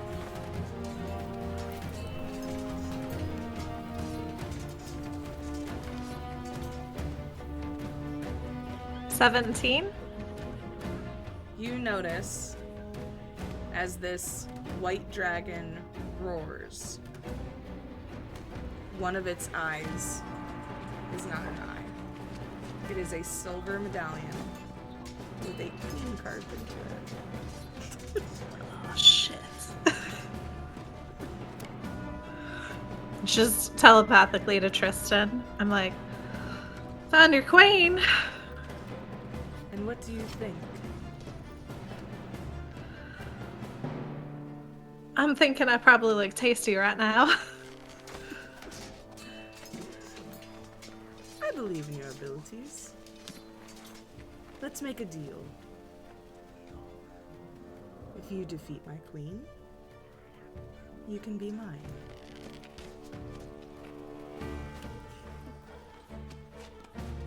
And next up is Lyrian. What would you like to do with your turn? Okay. I have several shenanigans that I would like to. Before we start, clarifying for previous rounds, is Nefera fully paralyzed or partially paralyzed? It appears she cannot move. It's like the thorns that have gone into her limbs have rendered those areas of her body done. Okay, so done for the moment. It appears that being connected to the thorns is what is paralyzing her. Potentially that, or with just knowledge of plants in general. If she came into contact with a poisonous plant that temporarily paralyzed her, like it may not just be like having the thorn in there. It might be like a poison in her system or something. Yeah, along with like the liquid we kind of saw leak out after. But seeing what happened, I will say that that's probably enough insight for you to realize that it potentially the spider came into contact with one of those thorns in one of its legs, and that's what was holding it. It wasn't actually like the webbing. Gotcha. Okay. So, in the language of Blessing of the Raven Queen, it's like after the prayer teleport, it's like at their level, you also gain resistance to all damage when you teleport using the trait, and you're kind of like ghostly. So I am going to burn my first Blessing of the Raven Queen to teleport in next to Nefera. Like Solarian lands, and she's very like ghostly and translucent. I am doing that with the hope that it will give me advantage on whatever everything that's going on in that section of the map. Sure. I will need a dex save as you appear in there, but I agree that you definitely can have advantage based on the wording of that. 23. Yeah, you're fine. You get there and you are able to kind of see, going into it already knowing what the problem is, you can see that even though it is a narrow space, you can land in the middle, make sure you're not hitting the sides, but the hedges on either side of you are covered in these thorns, and you notice that it's only in this area. So it's only in the nest that is like this little hallway here. So if you can like see the little alcove that she's in, it's only in, I'll just highlight it real quick. Need a new color. We're gonna say pink is poison. That's right. So it is like in this sec. Oh, nope. Is that? Nope, that's the wrong section. Shoot. You're good.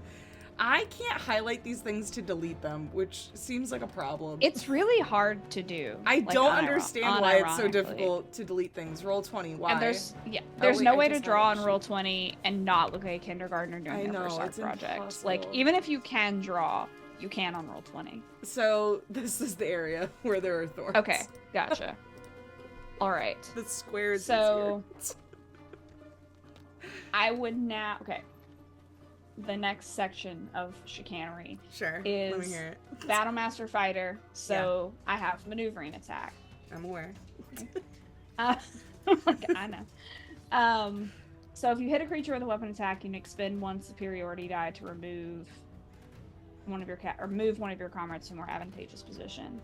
Yes. And you can add the superiority die to the attack's damage roll. The creature that you give advantage to can use their reaction to move up to half of their speed without provoking opportunity attacks. Got it. Would you say in your benevolence that the vine is a creature? Or if that's pushing it too far, I could like swing on the nest, like one of the eggs. I will say the vine, not a creature. The nest absolutely is a creature. Okay. So I will use, because I am hasted. So I use my bonus action for teleport. I'll use one attack to swing on the nest and grant that like maneuvering attack reaction to Nefera. And then I will use my other attack to swing on the vines and try to cut her free. So I will just throw this out into the universe for you to know before you do this. That ability is giving her like a reaction to run away. Her legs are not working. Not at all. Nah. Okay. She actually like is looking at you, and you notice that like the lower part of her face also can't move. Like she's in it right now. Okay. So then my other suggestion would be, does she have any command over her own spell casting in this moment or no? Like, could she wild shape if I can cut her free? That's a great question. Technically, when you wild shape, you gain hit points. You reset with that animal's hit would points. you gain the ability to move if you were poisoned and you wild shaped? Because my like other harebrained idea would be to cut her free and either use like an acrobatics or an athletics check to try to throw her up into the air. She wild shapes into something that can fly and gets GTFO.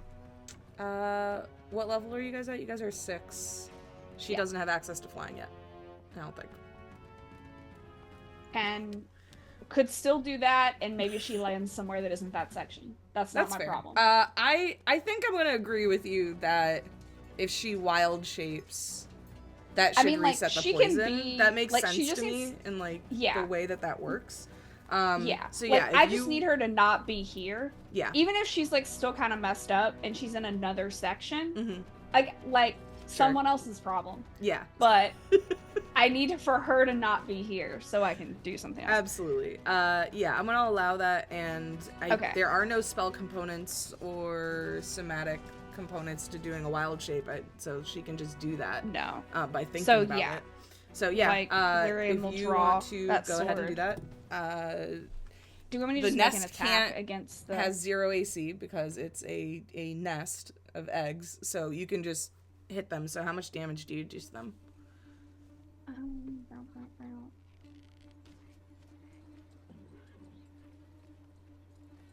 That do my weapon turn? Oh no. Oh, there it goes. I think I might it attacked Harbinger. Yeah. So you swing Harbinger down onto these eggs, and they all go splat. But as you do one of them, you kind of hear metal hit metal, or metal hit space rock, and you see that there is a medallion in the middle of one of the eggs. Okay, I'll swipe that.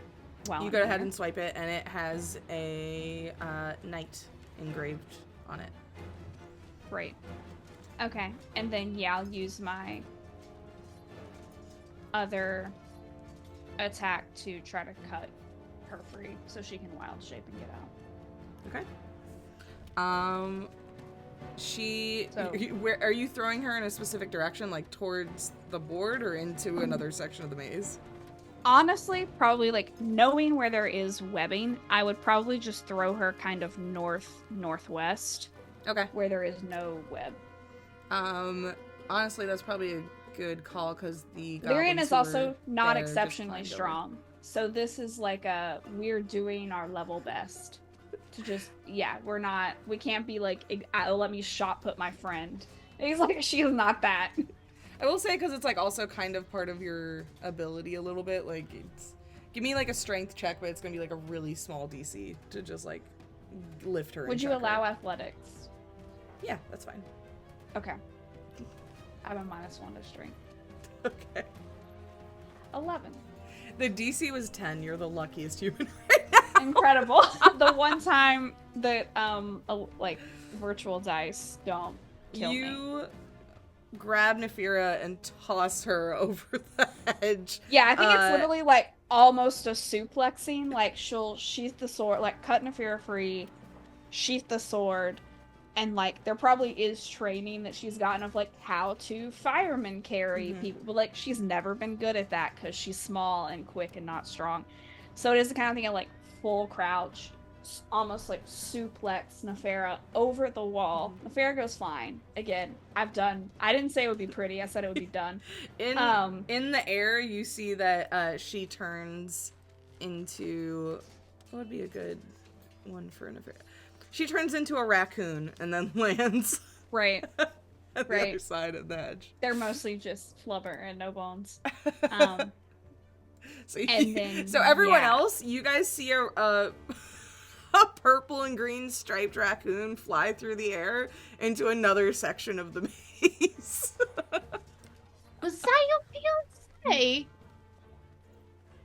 Okay, and then I have my movement left, but okay, so I can't really.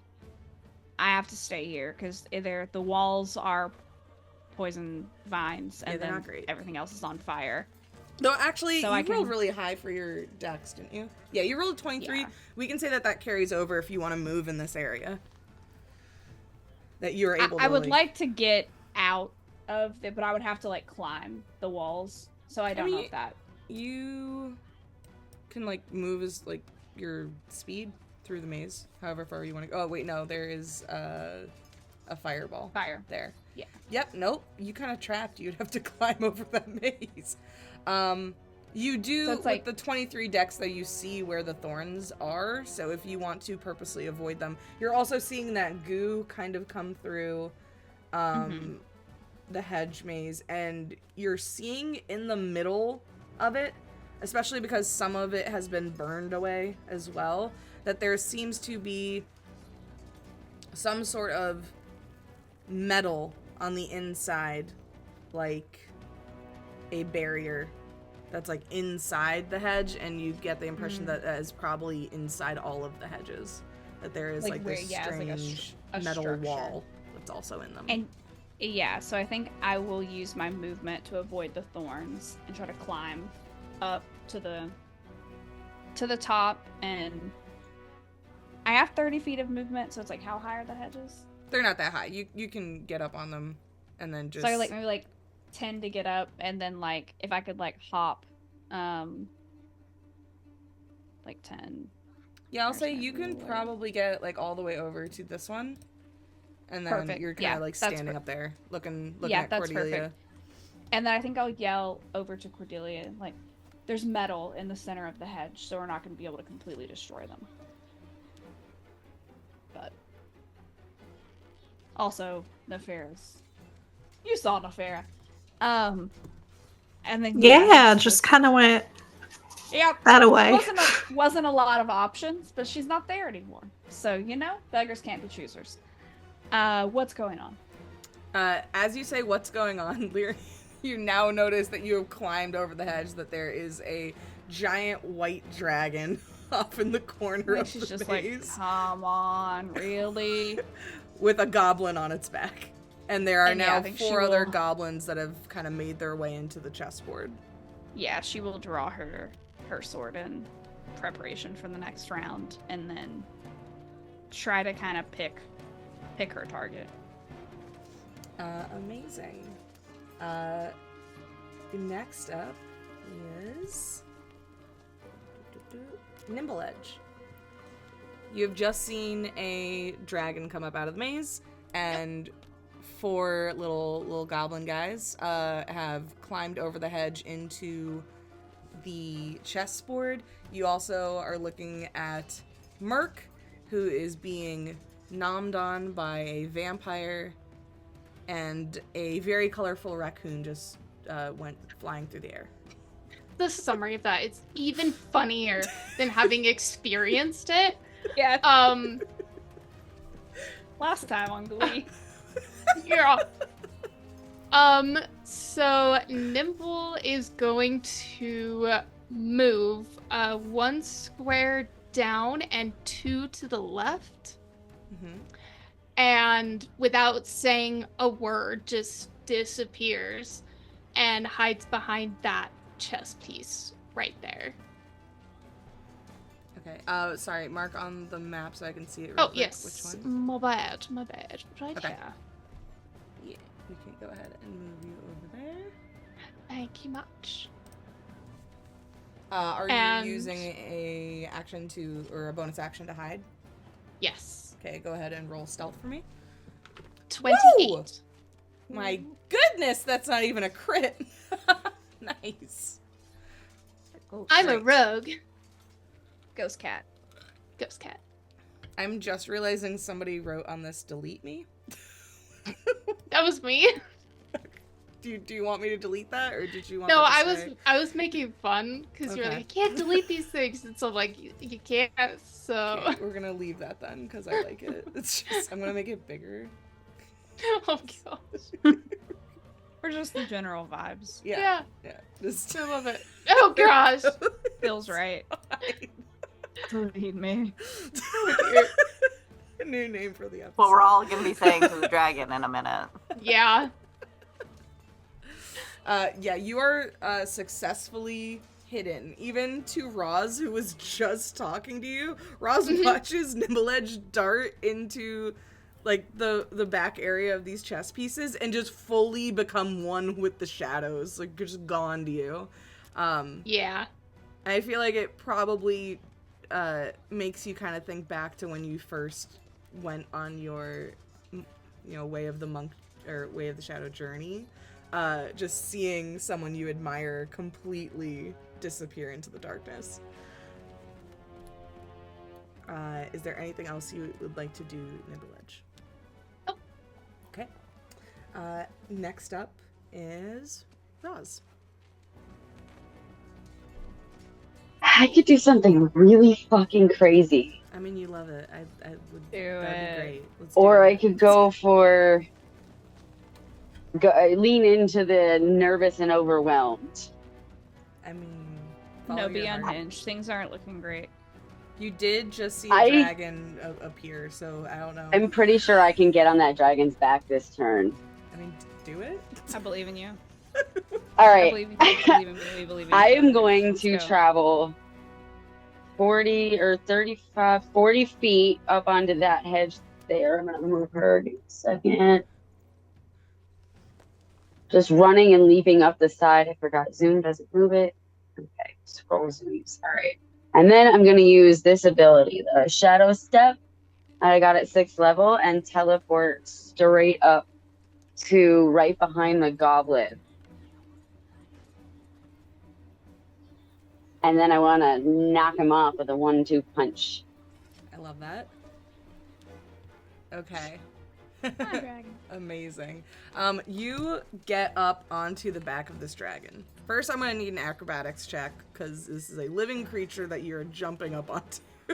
Absolutely. DC's going to be... Which die do I use? Because 15 they've for all been this. betraying me lately. 'Cause They've been betraying me in my VTM game, too. this guy doesn't want you on his back, so DC is definitely 15. Of course not. 12 plus 6, so that's an 18. Yep. All right. As you go to get up onto this dragon, you see that it kind of catches you with its eye and tries to almost like maneuver a wing to knock you out of the air, but you're able to get in just past it and land next to this goblin. He is very large and covered in spiked armor. Cool. Large tusk-like fangs. Awesome. Come out of his mouth. Way bigger than I thought. I'm going to use everything I've got, which means key points for flurry of blows, too. And as you go in to knock him off, to punch him, you notice a rock in his hand similar to the one that you had seen before, and he crushes it into dust as you go to attack him. Oh, is he the one I spoke to? Maybe. Stats for this guy. There. Okay. Let me know what you roll to hit my dude. All right. Ooh, first one's not so great. That's an 11. You go to punch, and he actually catches your fist and throws it back at you. All right. Second attack on the first action. Ooh, that's better. That's a 22. As he catches the first one, throws it back, that's enough for you to clock him immediately with the next punch with your other hand. Are you doing any more attacks on this turn? Yes. Okay, go ahead and roll Flurry all of of them so we blows. can get them all the Okay. way. My bad. I'm still new to modes. 1 key point to make 2 more unarmed strikes. Okay. Second one is a 16. That's gonna miss. Third one is a definite miss. Damn, that sucked. So you tell me, do you think you hit him with that second one, or do you want the first 3 to be the misses and then you get one in there?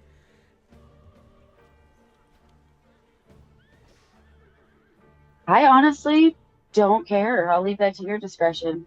Alright, I'll say you throw the first punch, he catches it and chuckles a little bit. And you go in for the next one, and it's another thing of him knocking it out of the way with a shield. And then he takes a step forward, and you're able to, after watching his reactions to those first throws, you're able to know to throw a punch as a distraction and have the second one come up way faster, and you're able to clock him in the jaw. And you kind of punch him, and his head twists to the side, but stays there. And looks down. Goes. I believe that was the offhand one, so that's only 3 points of damage. Yeah. He just kind of like moves his jaw, clicks it back into place, and goes, my turn. And he is going to... Uh-oh. I'm in trouble. I'm in danger. How many? Oh, this guy gets a bunch of I'm in attacks. That's cool. danger. Okay. Interesting. His second attack has disadvantage. So he, from behind his shield, pulls out a scimitar and goes to slash at you.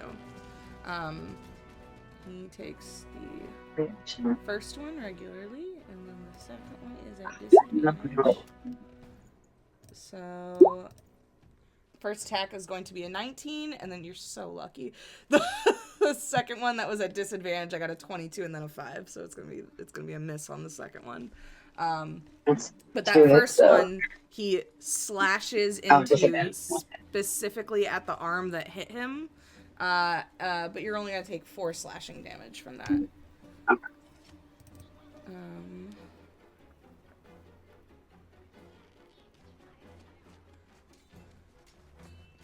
Oh, that's fun. Okay, I will use that next time. Dramatically wipe the blood and just... Next up is Merc. Merc. You're being Merc realized that. Well, he's cute. He is cute.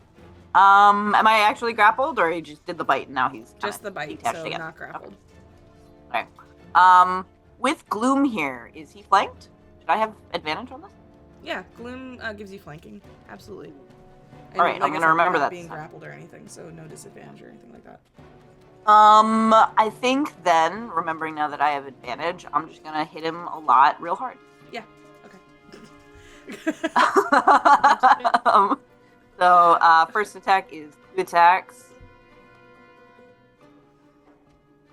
Woo! That makes up for the crit ones before. That's 2 crits. So we go ahead and we double the damage on that. So that's gonna be the chances of a that. Lot. So that's 11. So that becomes a 22, and then that is a 10. That becomes a 20. So 42 damage. My goodness, to my little boy. Who I think that's gonna take him out. How much? Wait, hold on. Your son, your sweet boy. My sweet boy. My sweet boy who never hurt anyone. Who had 34 hit points left. You meanie. How do you kill him? How do you kill this beautiful boy? I think it's this thing where there's like this kind of flurry of blows coming from both Merc and Gloom, and there's a moment where Gloom has his attention and they're kind of going back and forth, and then he feels one sword come through him from behind, and then he looks up at Gloom, and all of a sudden Gloom, the snakes that make up Gloom's face, they coalesce suddenly, and it's Merc there standing in front of him who does the final blow through his stomach the other way.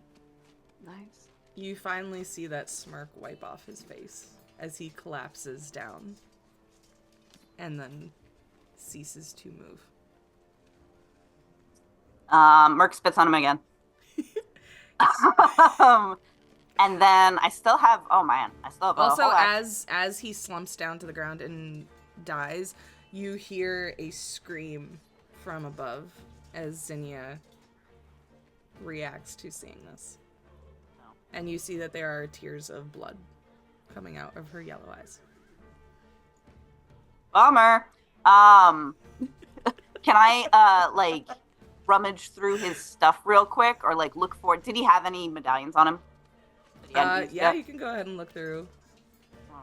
Loot that body. You are able to find a medallion of a bishop tucked away.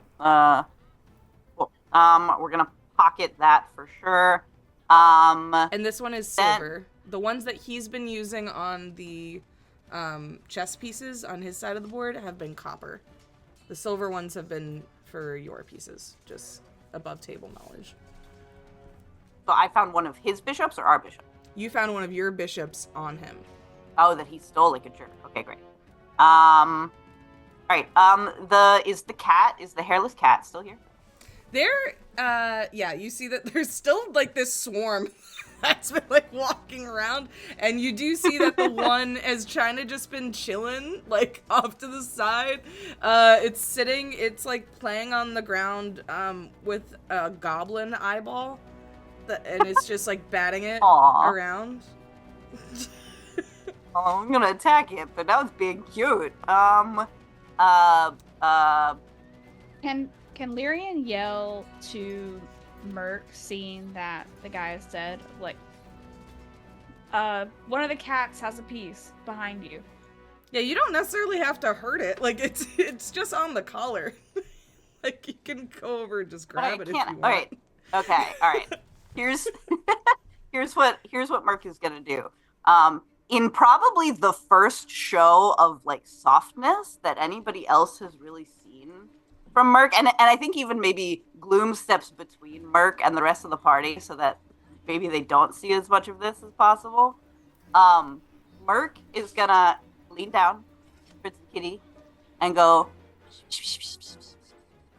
and I'm going to cast, as part of my racial, I have access to suggestion once per long rest. Okay. I'm going to cast suggestion on the kitty cat and ask it to come over and let me take off its collar. Suggestion normally only works on humanoids, but I'm going to allow it because I think it says this a is cute. Creature. So, yes, you can cast it, and it like kind of just scampers over. Okay, just, but like, how sits there. hilarious would it be if, like, we use that logic and you accidentally cast it on Nimble? Yeah. Oh no. The most cat-like. That would be so funny. Sorry, go ahead.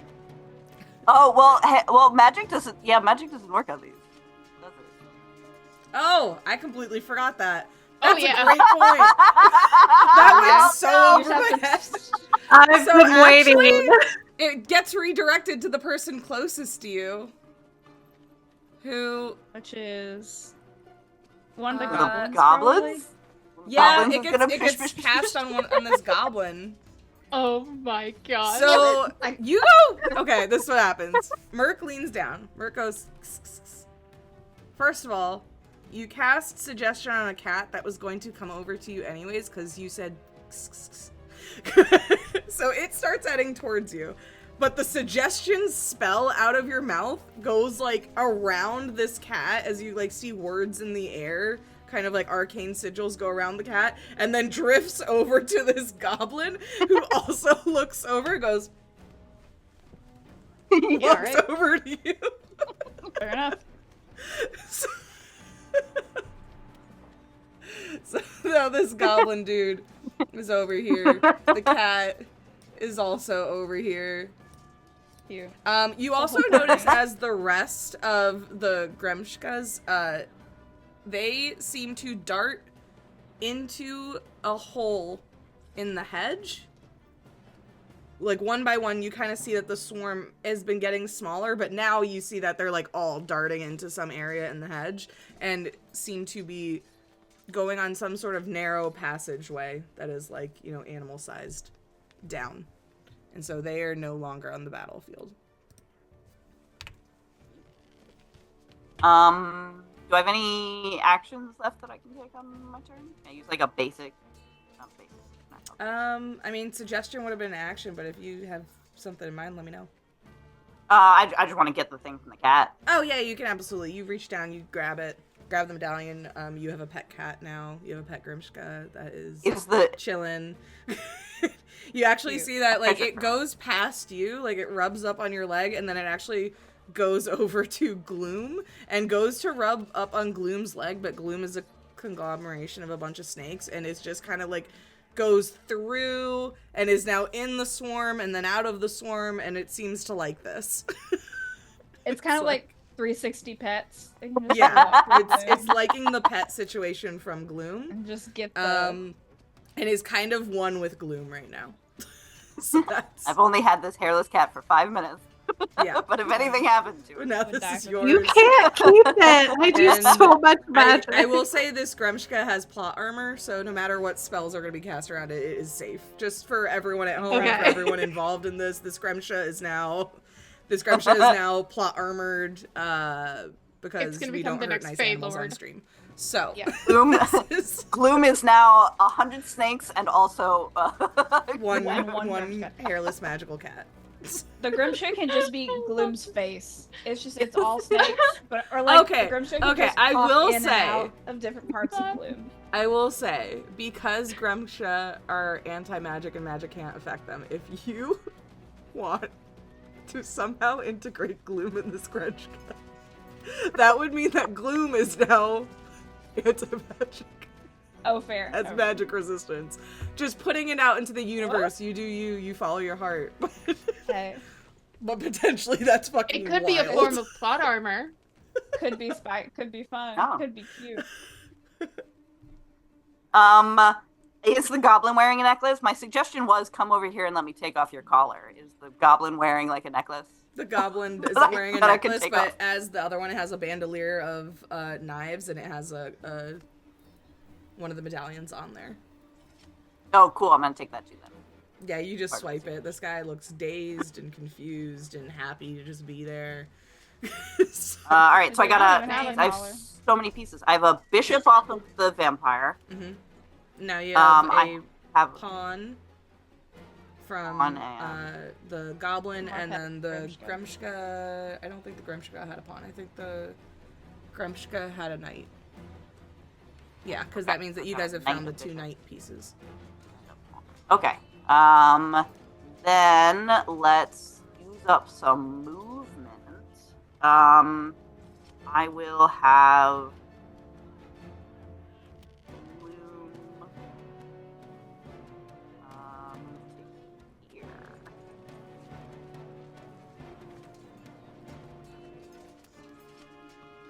And I think if I still have a bonus action, then I would swap places. Okay, yeah, absolutely. So you guys swap places, and now you're on the other side of the board. Is that? And I think that's it for me. Okay. Next up would have been. Oh no, it is Cordelia. Going way back in the chat because it's been a minute, but Forever GM Justin gave us another heal if anyone needs it. nice. So we've got 2 now. Anyone who needs it. I'll Okay, need that so after my dragon has Cordelia. to attack. Yeah. Well, if you're dragon. Okay. So Cordelia turns and looks at the dragon. Yeah. Well, I would look real good in a crown.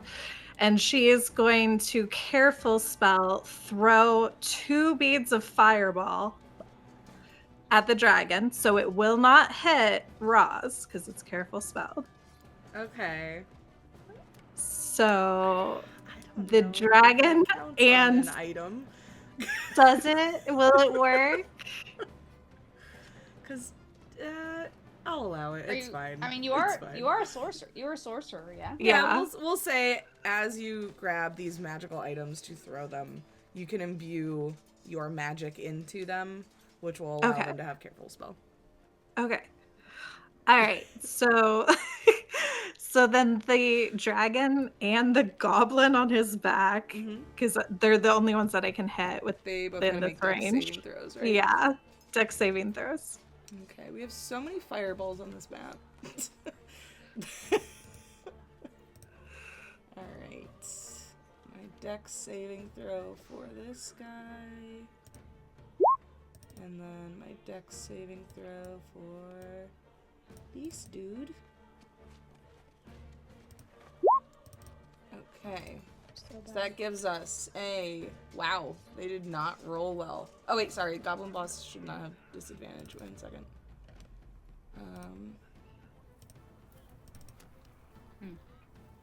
So a 12 and then a 14. What Both is of those your- fail. Okay. It's 15. So 32 points of fire damage. Holy shit. And then... Does it have a resistance?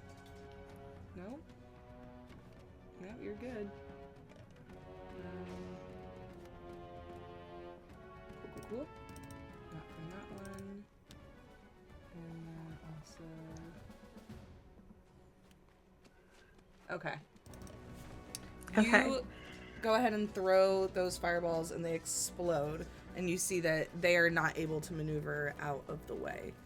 However, as the goblin on its back sees you throw these fireballs, you hear him yell out. What languages do you speak? Oh, that's a good question. Common and Elvish. Okay. You do not understand as he calls out in a very raspy tone that sets off these two goblins. And they are not able to get to you on this turn. But you see that these two run to where you are. Okay. Basically. He gave them some sort of reaction to move. Go ahead and roll damage for the fireball. Oh, I did. It was 32 points of fire damage. Oh, you did say that. Sorry about that. Okay. Yeah. No, you're fine. You see it make contact with the dragon, and the dragon rears up and roars. Let's get our sound effects for that.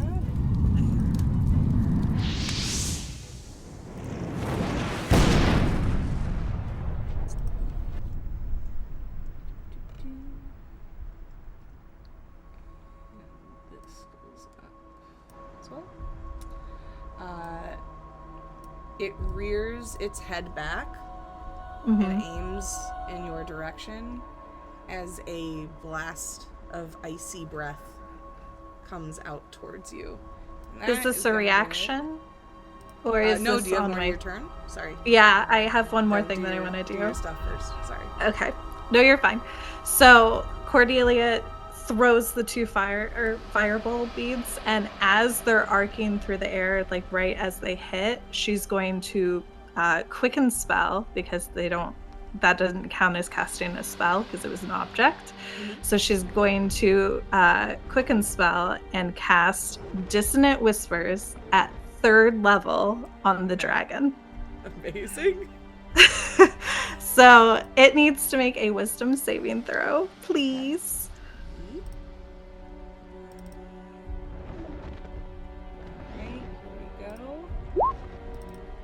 It got rolling terrible, an 11. Okay, so it's going to take the full damage. So as the beads are arcing through the air, Cordelia puts out her hands, and her eyes, which are normally completely black except for the gold ring, go completely black, and darkness just starts to seep down her face. And inside of the dragon's head, it hears these horrible resonant whispers that do 23 points of psychic damage. And it immediately has to use its reaction to move as far as its speed allows away from me. Amazing. Incredible. And then that will be the end of my turn. And the farthest it can get is up, right? I mean, technically. Okay, so that was 32 points of damage, and then what was the... 23. 23. And then this goblin guy has to take that... Oh, shit. Well, one moment. Wait, is that...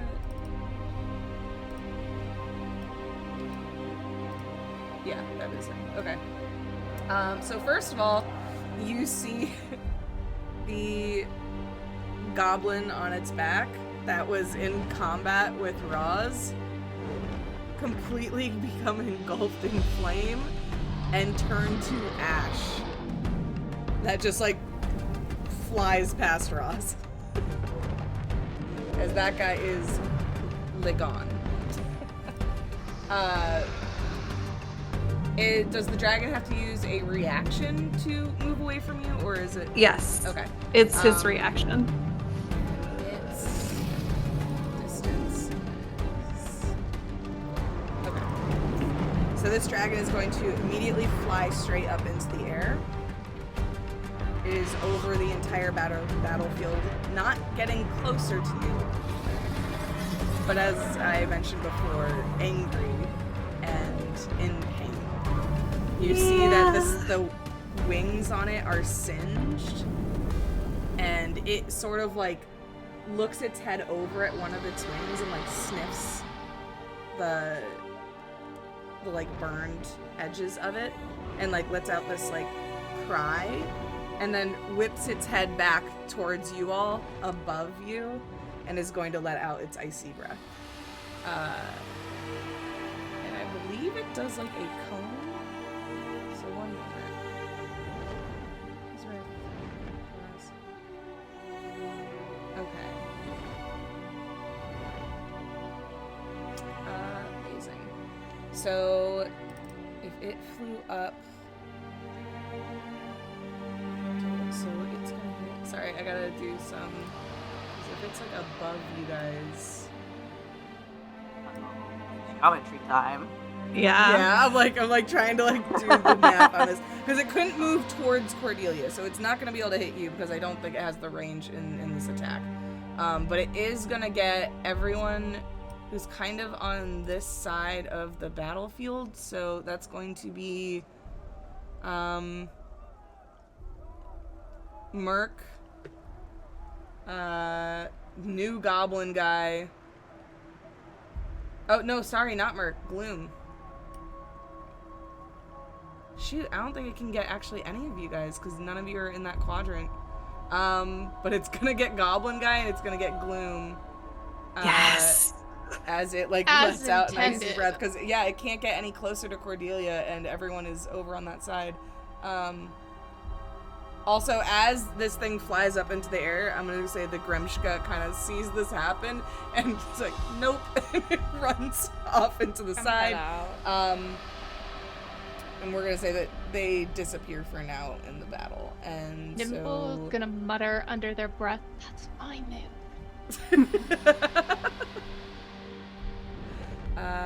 Yeah, so I will go ahead and roll for that. Actually, I don't think there's anything I can roll that's going to be enough for this goblin guy to live, but it's fine. He has to do a Constitution saving throw. I have to roll it to 8.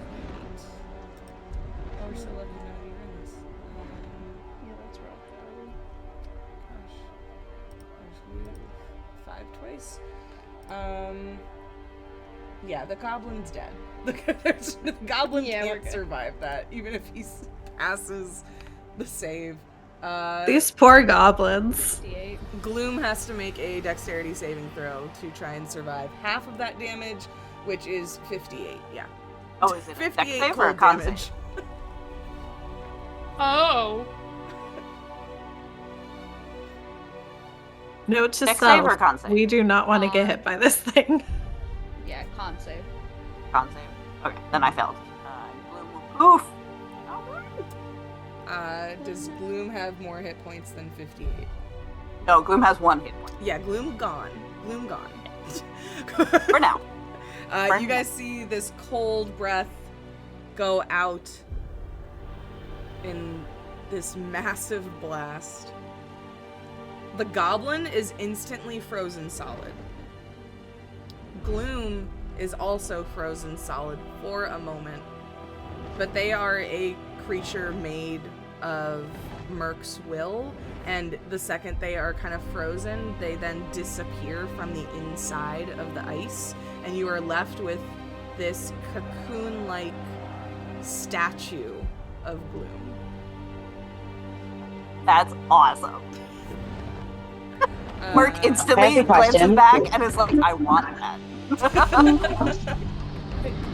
So now I have a quick question about that. Yes. Are the pieces, the chess pieces that were in the area, are they also frozen like under ice?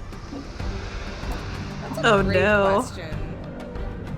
Are they encased in oranges. ice? Are the tracks that they run on encased in ice? I will say at first you do see that there is ice on them, but there is steam that's coming up from the bottom, like in the grooves. So it's like, for now, it might be a little bit of an impediment, but it does seem like it's probably not going to last very long. Okay, thank you. And with that, that is my dragon's turn. Do the dissonant whispers, does that affect him going forward, or that was just for this moment? Just for this moment, but I'm gonna try to do again next time. Great. Then next up, we have... I believe it's back to Rozz, right? Or am I wrong? Is it? No, Cordelia Rozz had is just it gone, me? then it was my dragon. Now it is Lyrian because my vampy boy is dead. Sorry. Yep. Okay, you're Go, good. go, go. Okay. I'm gonna jump over to the side of hate. Do you want me to make like a check to do that? No, you're fine. You can do Alright, your sick. jumps. You good. And then I'll go ahead and hop down and start trying to clean up the house in this area. So after I these will do- kobolds, these goblins. I get 2 attacks because I'm hasted. Okay. So we'll do. One is. Does a 16 hit? Yeah, I'm pretty sure the 16 hits the goblins. This guy's, sorry, one second. This guy's gone. This guy's also gone. I'm clearing up my side of this thing because you've killed all my guys. Yes, a 16 hits the goblins. Okay, so I do 12 damage to one. He dead. I assume. Oh, he's dead. Okay. He dead. So They okay, don't let me have a lot roll of again. points. Let me roll again, and then I'll narrate what happened. Sure. Does a 14 hit? 14 just hits.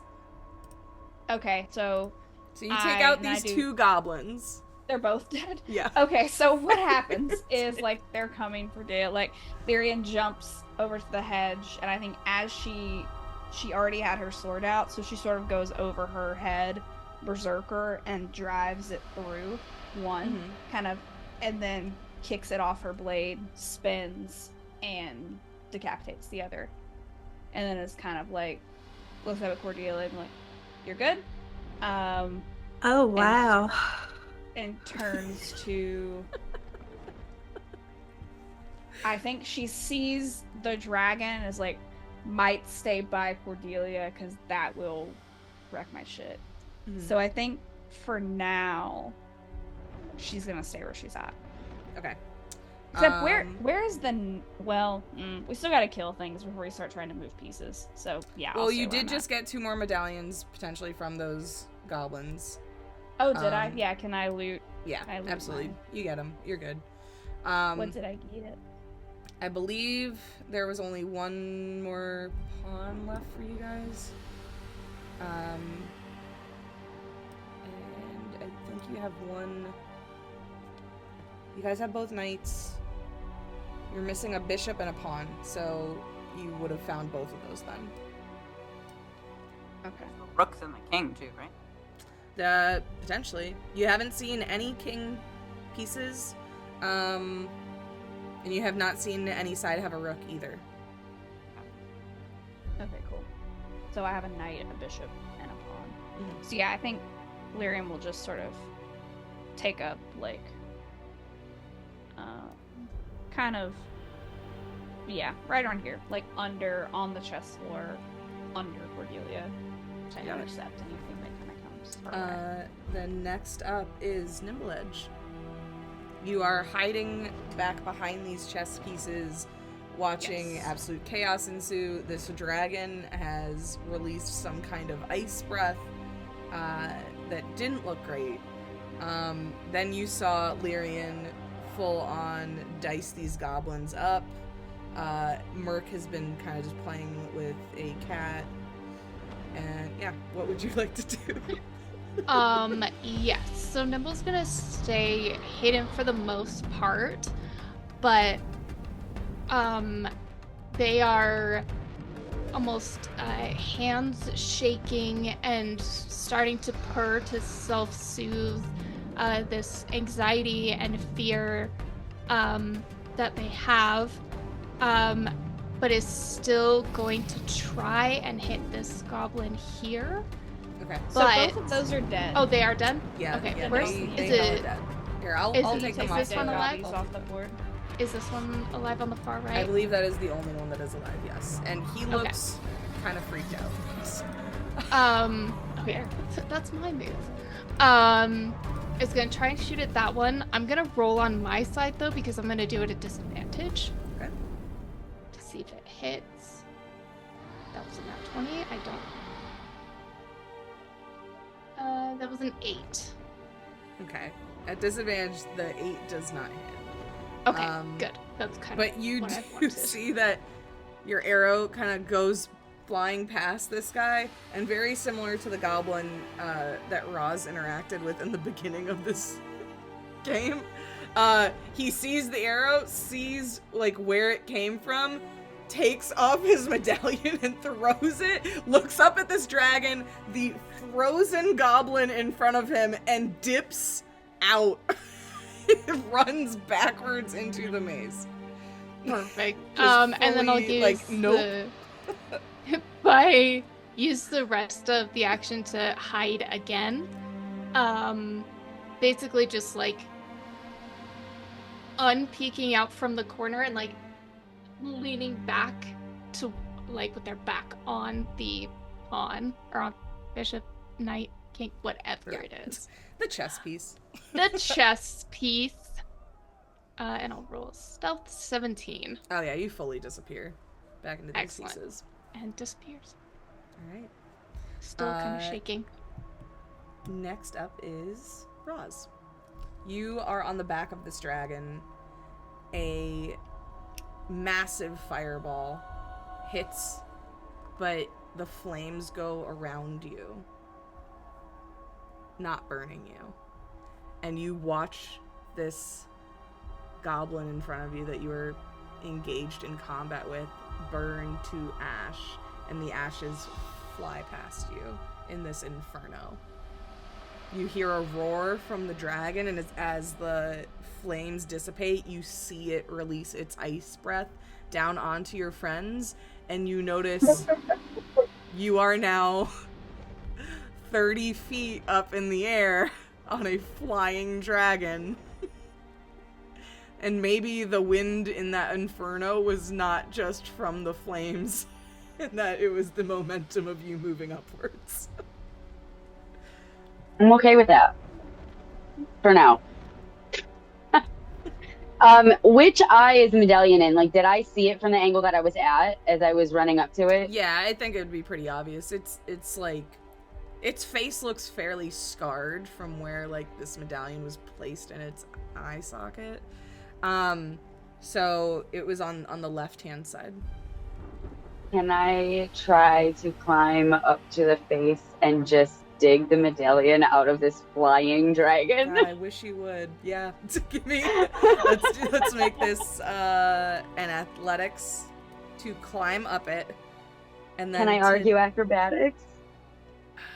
Okay, fine. I will give you acrobatics to climb up it, but to dig a medallion out of its face. Not acrobatics. Do I have anything to use? Do I have anything to use? No, definitely not. Do a handstand while I do have a crowbar. I wonder if I could whip it. Probably not. Do you have claws? I mean, a crowbar wouldn't be the wrong. I don't think I have claws. Do I have claws? No, I just have the bite. I don't have claws. I'm not anti-crowbar. I mean, you are trying Okay, to pry a thing acrobatics. out of a thing. That's a 17 to climb up. Amazing. And an unarmed attack to try and dig it out? I'll allow it. That seems right and reasonable. That might push it deeper. I'll say, okay, let's like just set some DCs ahead of time for this. If you're going to use an unarmed strike to dig this out of its eye, one, if you miss the attack, that's gonna push it deeper. we'll see what the repercussions of that are afterwards. If you hit the attack, the, like, damage threshold is you have to do at least above a 5 to actually be able to grab it and pull it out. Okay. That seems fair to me. Okay. And then to climb up it is gonna be like a DC 15 because it's you're climbing That on a one I dragon already that doesn't want did. you there. That one I already did and got a 17. Then you're good. Okay, roll climb for up the dragon. As it is like Unarmed strike craning is its +6. neck around, does not want you there. Holy shit! Yay! Okay, let's go. Is this gonna show? Yeah. Oh, I don't know if it's gonna show. It's not, but it's fine, I believe you.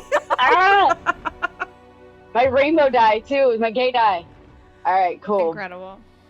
It's a 26 total. Amazing. All right. With my so unarmed this strike. is What happens? You climb Damage up this threshold. dragon's neck. It is moving its neck around, trying to fling you off. You are there though. You dig your hand into its eye and grab the medallion. What did you roll for damage? Got a 7. You rip the medallion out of its eye, and as you do, you see all of these mechanical pieces behind its eye snap and break. And you see the head go motionless, and it start to fall down back onto the maze and onto the chessboard. Do you have slow fall yet? I do have slow Okay. fall. So I will be 30 damage less than whatever damage, but I would like to try to ride the dragon down and use it as like cushion too. Absolutely. I'll give it to you just because you have slow fall. How do you want to narrate that you get off of this dragon or direct it down as you are I just want to slide down the nose, I guess. Just hold on to the horns and ride it down and just slide off the nose. Yeah, you hold onto the horns, direct its head, and the motionless wings kind of go out instinctually just from, you know, the air being brought up under it as it's flying down. And it kind of slows the fall down, glides, crashes into the chessboard, and slides forward this massive beast, Rozz on top of its head, holding the horns and the medallion as it slides up and ends right here. All the way stopping right before Lyrian and Cordelia. Yeah, I think you slide off the snoot and you're like right by Lyrian, who has been trying to do mental math the whole time of like, do I move, do I not? And I'm just like, hell yeah, that's sick. I'm gonna look up at Xenia and just wink. You look up at Xenia, and she wipes away a smear of red. And then you all start to hear clapping. And that's where we're gonna go ahead and end it for tonight. Y'all took out a dragon. Good job. I can't believe that worked. That was so I can't believe that worked. Fun. I was surprised I killed both of those. Punch that goblins. dragon in the brain. That's what happened. Basically, give that dragon a lobotomy. Thank you everybody for tuning in for tonight. We got those 2 heals that can go over to the next game. Oh yeah. Which you guys are going to be talking to Tristen after this, so we'll see how that goes. Might need them. We're not out of the woods. But yeah, thanks everybody for tuning in. Thank you for the donations that we got tonight. And yeah, we're gonna go around, everyone introduce yourself, talk about projects you're working on. And yeah, and then that'll be it. So we're gonna start with the reverse order from the beginning. So Kate, you're up first. What's up, everybody? My name's Katie Combat. I'm half of twitch.tv/cardboard combat, where we play only the very finest cardboard combat-related games. I had a great time doing some combat tonight, so thank you all for playing and for being here watching. We do some cool stuff over on Cardboard Combat. Most recently, we've been inducted as Magic the Gathering online official content creators, which means we're going to be putting out some pretty cool content related to Magic the Gathering online. So if that's cool to you, you can follow us at Cardboard Combat and watch us do that. Yeah. All right, next up, H. Where can the people find you? I can be found at Rollin' Dirty, primarily on Threads, at Rollin' Dirty 5e, primarily on Threads, but also on Instagram occasionally and a little bit of TikTok. I have a big announcement coming up on the first of the next month, so keep an eye out. You're the first to hear about it, so yeah. Exciting. Next up, Mariah, where can we find you?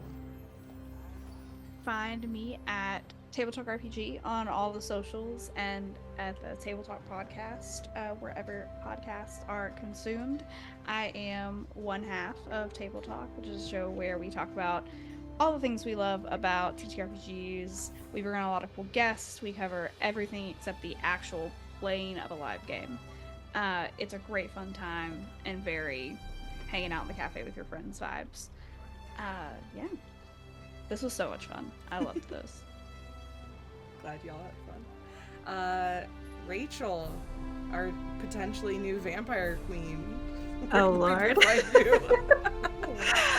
I am Rachel, otherwise known as the Organized DM. You can find me on any social media under that moniker, and you can also find my Etsy shop. I have this project, obviously. I am in Castleton whenever that resumes. I have Janelle, do we know when Legends and Lore drops or I no? have no idea when Legends and Okay. Lore drops. Well, eventually there will be a project, Legends and Lore, that will be dropping. And then I have a couple other projects after that that don't have dates yet either, so I can't talk about them yet. But yeah, that's me. All right, and finally, our amazing guest player of the night, who will be returning next game on. Can you please tell us where to find you? First of all, thank you for the very warm welcome. It's enjoyable to come in and just throw myself into a character that it is not part of the core party, which I'm not used to doing, and it was absolutely delightful. But yeah, my name is An, also known as Anduin. If that sounds familiar, it's because it's based off the river Anduin from Lord of the Rings, of which I have gotten translated into Elvish and tattooed on my arm, because that's how obsessed I am. But enough about me. Well, okay, a little bit more about me. I am the creator of the Crit Award nominated Twitch channel Roll D5, ROLED5, where we specialize in playing indie TTRPGs to showcase that there's more out there than 5e, and look at what I'm playing. We do occasionally actually play 5e, but we do like modules that people have put together, of which I will be GMing a really fun game coming up in September that is kind of based off of and influenced by Has Been Hotel. Oh? So that's going to be hilariously inappropriate, and it's going to be great. So I'm very excited for that. But we do have a game upcoming on this coming Wednesday, which is Stack of Goblins. So a lot of goblin themes all over the place, and I love it. As for my personal stream schedule, I'm putting that together, so you'll be able to find that on my social media. You can most likely find me, well, not most likely, you'll pretty much only find me on Threads, which is where I thrive. I love Threads. Threads is a great community. It's the best place. So great. It's the best social media. Yeah, the best. Hey everybody, I'm Janelle, your Boss Jellybean all over the internet. You can find me everywhere as Boss Jellybean, or here on my Twitch channel. What do we got coming up? I know there's a bunch this week. 1 second, I have a calendar, and now it's on stream. Nope. Okay, so Now everyone sees the calendar. So coming up this week, you have Salvage Union. Yes, we have Salvage Union on the 21st. That one is going to be at 10 p.m., so that's kind of a late game. 10 p.m. EST. And that's going to be, everybody is these mech pilots with these giant metal behemoths in a post-apocalyptic world where we are salvaging for parts to build bigger, better mechs, while the known wasteland is swarmed with these massive monsters, and we'll see how that turns out. And then on this upcoming Thursday, the 22nd, is the other side of Feydark Eclipse, our team Feywild, where we're going to be having 2 new guest spots. It'll be in tune chat. in to see who that is. I know who it is. But yeah, that's our show. Thank you everybody for tuning in, and we'll see you next time. Bye.